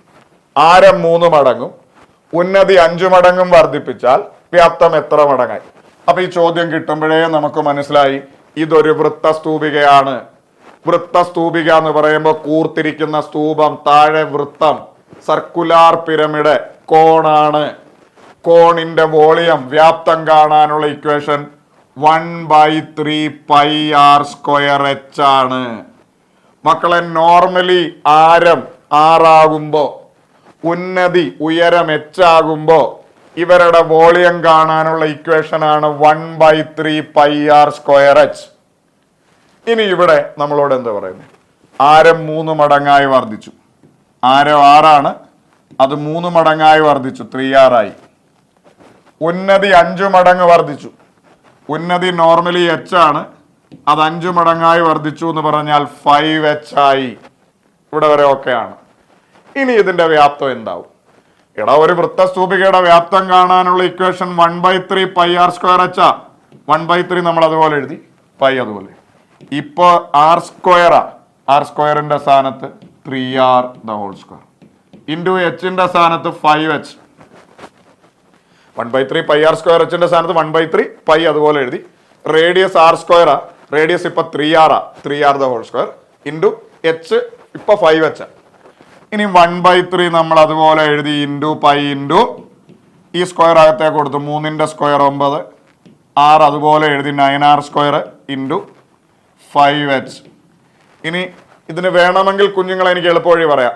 പക്ഷെ ഇതുപോലെ ഒരുപാട് ചോദ്യങ്ങളുണ്ട്. വൃത്തസ്തംഭം, സ്തൂപിക, സ്ക്വയർ ഒക്കെ ആരം ഇത്രയായി അല്ലെങ്കിൽ സൈഡ് ഇത്രയായി, അപ്പൊ വ്യാപ്തം ഏറിയ എത്രയായി എന്നൊക്കെ പറയുന്ന എല്ലാ ചോദ്യത്തിനും ഈ പാറ്റേണിൽ തന്നെ നമുക്ക് ചെയ്തു പോവാം. അതുകൊണ്ടാണ് ഈ പ്രോപ്പർ രീതി പറയുന്നത്. അപ്പൊ ഇനി നമ്മൾ ഈ 1/3 πr²h നിലനിർത്തുക, ബാക്കി കൊണ്ടുവരിക. 1/3 πr²h ഇത്രയും നമ്മൾ നിലനിർത്തി. ബാക്കി ഇനി എന്തൊക്കെയാ ഉള്ളത്? 9ഉം 5ഉം ഉണ്ട്. 9ഉം 5ഉം കൂടെ ഗുണിച്ച് 45. അപ്പൊ നമുക്ക് പറയാം 45 ഗുണം 1/3 πr²h എന്ന് വന്നു. എടെ, പണ്ട് വെറും 1/3 πr²h. ഇപ്പോഴോ 45 ഗുണം 1/3 πr²h. എടെ, പണ്ടുള്ളതിന്റെ 45 ഗുണമായി, പണ്ടുള്ളതിന്റെ 45 മടങ്ങ് വർദ്ധിച്ചു. നമ്മുടെ ഉത്തരം ഓപ്ഷൻ എ ആണ്. ഒന്നുകൂടെ, ഒരു കോണ് 1/3 πr²h ആണ് ഇക്വേഷൻ. ഇനി റേഡിയസ് 3 മടങ്ങ് വർദ്ധിച്ചു, r എന്ന് പറയുന്ന സാധനം 3r ആയി. ഉന്നതി 5 മടങ്ങ് വർദ്ധിച്ചു, h എന്ന് പറയുന്ന സാധനം 5h ആയി. അപ്പൊ ഇവരുടെ വോളിയം എന്തായി മാറും? 1/3 πr²hന്റെ സ്ഥാനത്ത് 1/3 പൈ എഴുതി, r²ന്റെ സ്ഥാനത്ത് 3r² ഇൻറ്റു എച്ചിന്റെ സ്ഥാനത്ത് 5h. 1/3 പൈ എഴുതി, ആ സ്ക്വയർ അകത്തേക്ക് കൊടുക്കുമ്പോൾ 9 ഗുണം ആറിന് സ്ക്വയർ കൊടുത്തു, r² ഇൻറ്റു 3ന്റെ സ്ക്വയർ 9, 6ന്റെ സ്ക്വയർ r² ഇൻറ്റു 5h എന്ന് വന്നു. മക്കളെ, ഈ ഒരു ഫോമിൽ നമുക്ക് ഉത്തരം വരണം. ഇതേ ഗുണം എന്തേലും ഒന്ന് വരണം. അപ്പൊ ഈ 1/3 പൈ r²h നിലനിർത്തി, 1/3 പൈ r²h കാര്യം വേണേ 3 9 വെട്ടാം, പക്ഷെ ഇൻറ്റു ഈ സാധനം നമുക്ക് കിട്ടത്തില്ല. അതുകൊണ്ട് 1/3 πr² അതുപോലെ നിലനിർത്തി. ഇനി ബാക്കിയുള്ള 9 5 45. അപ്പൊ പണ്ട് വെറും 1/3 πr². ഇപ്പം 45 ഗുണം 1/3 πr² ആയി. പണ്ടുള്ളതിന്റെ 45 മടങ്ങായി. വ്യാപ്തം എത്ര മടങ്ങായി എന്ന് ചോദിച്ചാൽ 45. ഇവിടെയും ആ പാറ്റേൺ തന്നെയാണ്. ആരം 3 മടങ്ങായി വർദ്ധിച്ചു, ഉന്നതി 5 മടങ്ങായി വർദ്ധിച്ചു. അപ്പൊ ഒബ്വിയസ്ലി വ്യാപ്തം 45 മടങ്ങായി വർദ്ധിച്ചു. നമ്മുടെ ഉത്തരം ഓപ്ഷൻ എ 45. ചോദ്യം ഇങ്ങനെയാണ്: ആർക്ക് എ സി ബിയുടെ അളവ് 260 ഡിഗ്രി ആയാൽ ആംഗിൾ എ സി ബിയുടെ അളവ് എത്ര എന്നതാണ് ചോദ്യം. ചോദ്യം ഒന്നുകൂടെ പറയുന്നു. ആർക്ക് എ സി ബി എന്നാണ് ഈ സാധനം, ആംഗിൾ അല്ല, ആർക്ക് എ സി ബി. അതായത് ഈ ആർക്ക് എ സി ബി എന്ന് പറഞ്ഞത് കൊണ്ട് ഉദ്ദേശിക്കുന്നത് ഈ സാധനമാണ്. ഇതാണ് ആർക്ക് എ സി ബി. കണ്ടോ, ഈ ആർക്ക് എ സി ബിയുടെ അളവ് 260 ഡിഗ്രി ആയാൽ ആംഗിൾ എ സി ബിയുടെ അളവ് എത്ര എന്നതാണ് ചോദിച്ചത്. അപ്പൊ ഈ അളവാണ് ചോദിച്ചിരിക്കുന്നത്.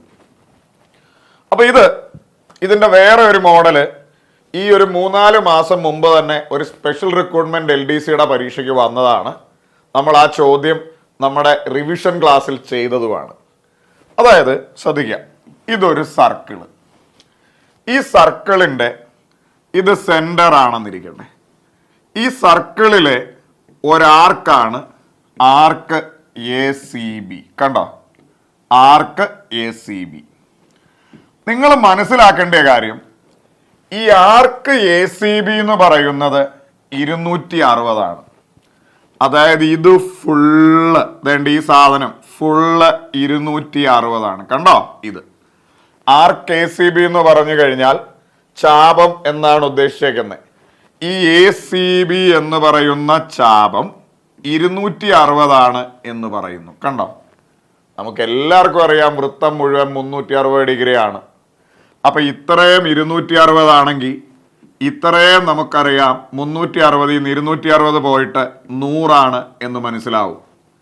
അപ്പൊ വേണ്ട ഇത്രയും 260 ആണെങ്കിൽ, അപ്പൊ വേണ്ട ഇത്രയും 260 ആണെങ്കിൽ, കാര്യം ആർക്ക് എ സി ബി 260 വൃത്തം മൊത്തം 360, അതിൽ നിന്നൊരു 260 പോയിട്ട് വേണ്ട ഇത്രയും ഭാഗം 100 എന്ന് കിട്ടും. ഓക്കെ ആണോ? അപ്പൊ ഇവിടെ വരെ നമുക്ക് മനസ്സിലായി വേണ്ട ഈ സാധനം 100 എന്ന് കിട്ടി. നമ്മളോട് ആംഗിൾ എ ഒ ബി ആണ് ചോദിച്ചതെങ്കിൽ നമ്മുടെ ഉത്തരം 100 എന്ന് പറയാം. നമ്മളോട് എന്തോ ചോദിച്ചേ?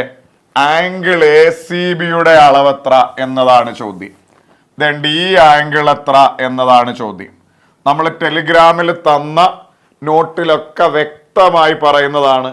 SCERT ടെക്സ്റ്റിൽ 10ാം ക്ലാസ്സിൽ ഒരുപാട് പ്രാവശ്യം തരുന്ന ഒരു സാധനമാണ്.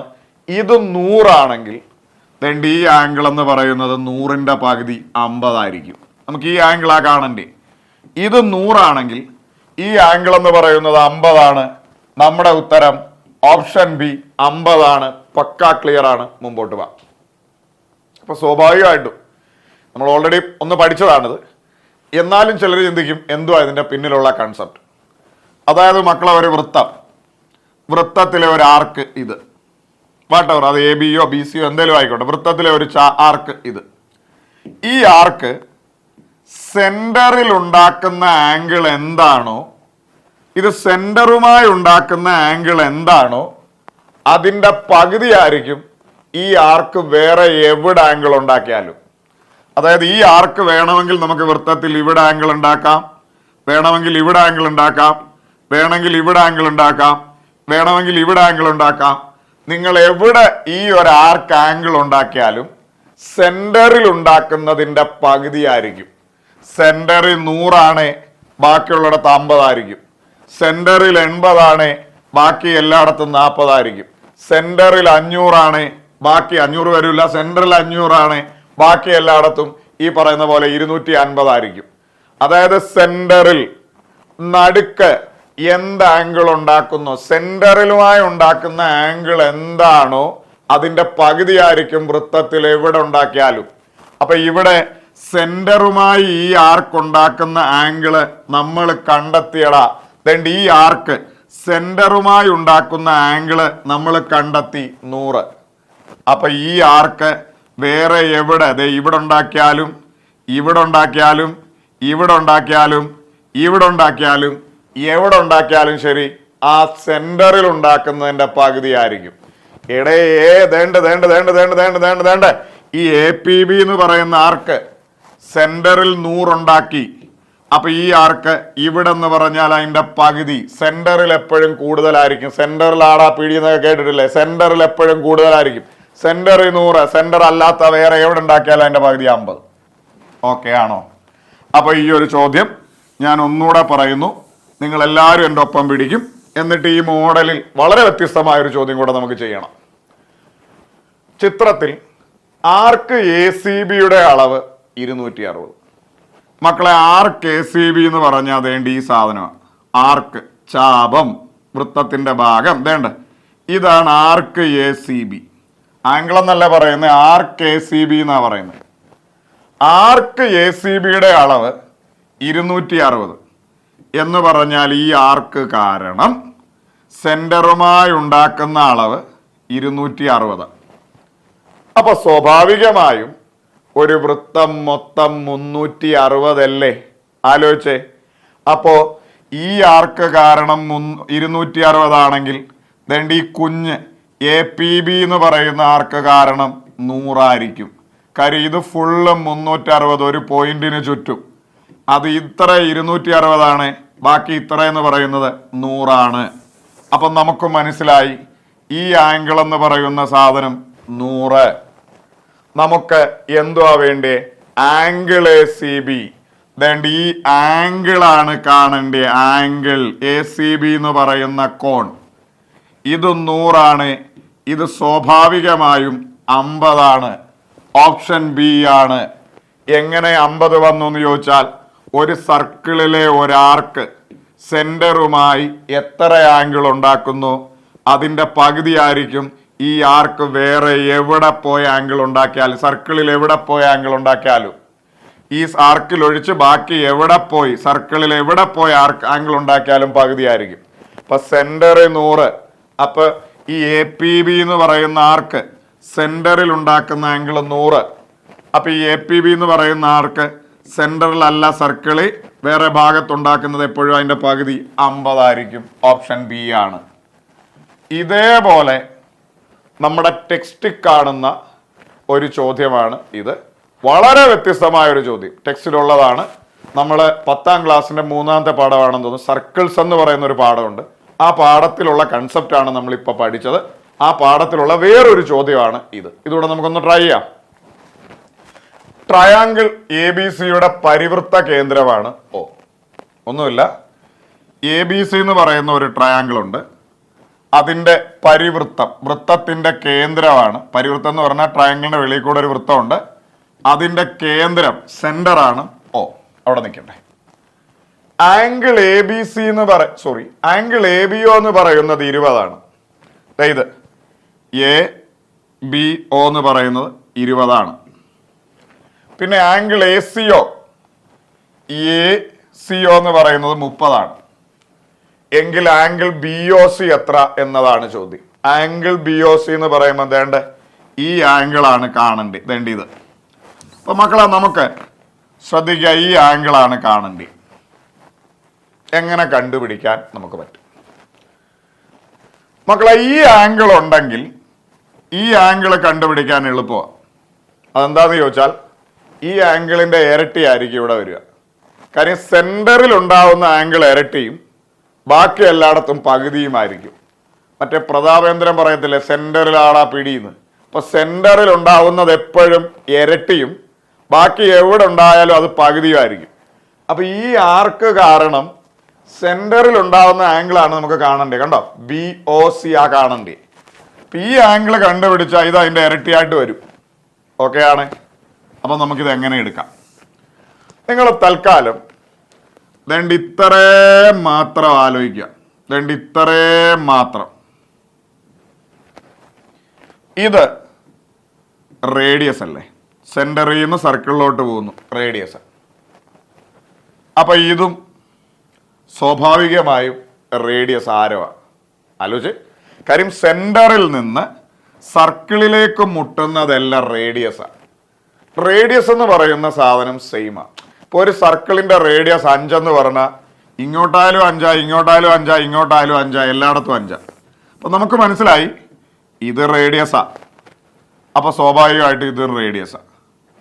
അപ്പോ ഈ ത്രികോണം നിങ്ങൾ നല്ലവണ്ണം ശ്രദ്ധിക്കുക. വേണ്ട ഈ സാധനം, ഈ ത്രികോണം നിങ്ങൾ നല്ലവണ്ണം ശ്രദ്ധിക്കുക. അതേണ്ട ഇത്രയും മാത്രം. ഇത് റേഡിയസ് ആണ്, ഇതും റേഡിയസ് ആണ്. എന്ന് പറഞ്ഞാൽ ഇതൊരു സമപാർശ്വ ത്രികോണമാണ്. കാര്യം ഇത് റേഡിയസാ, ഇത് റേഡിയസാ.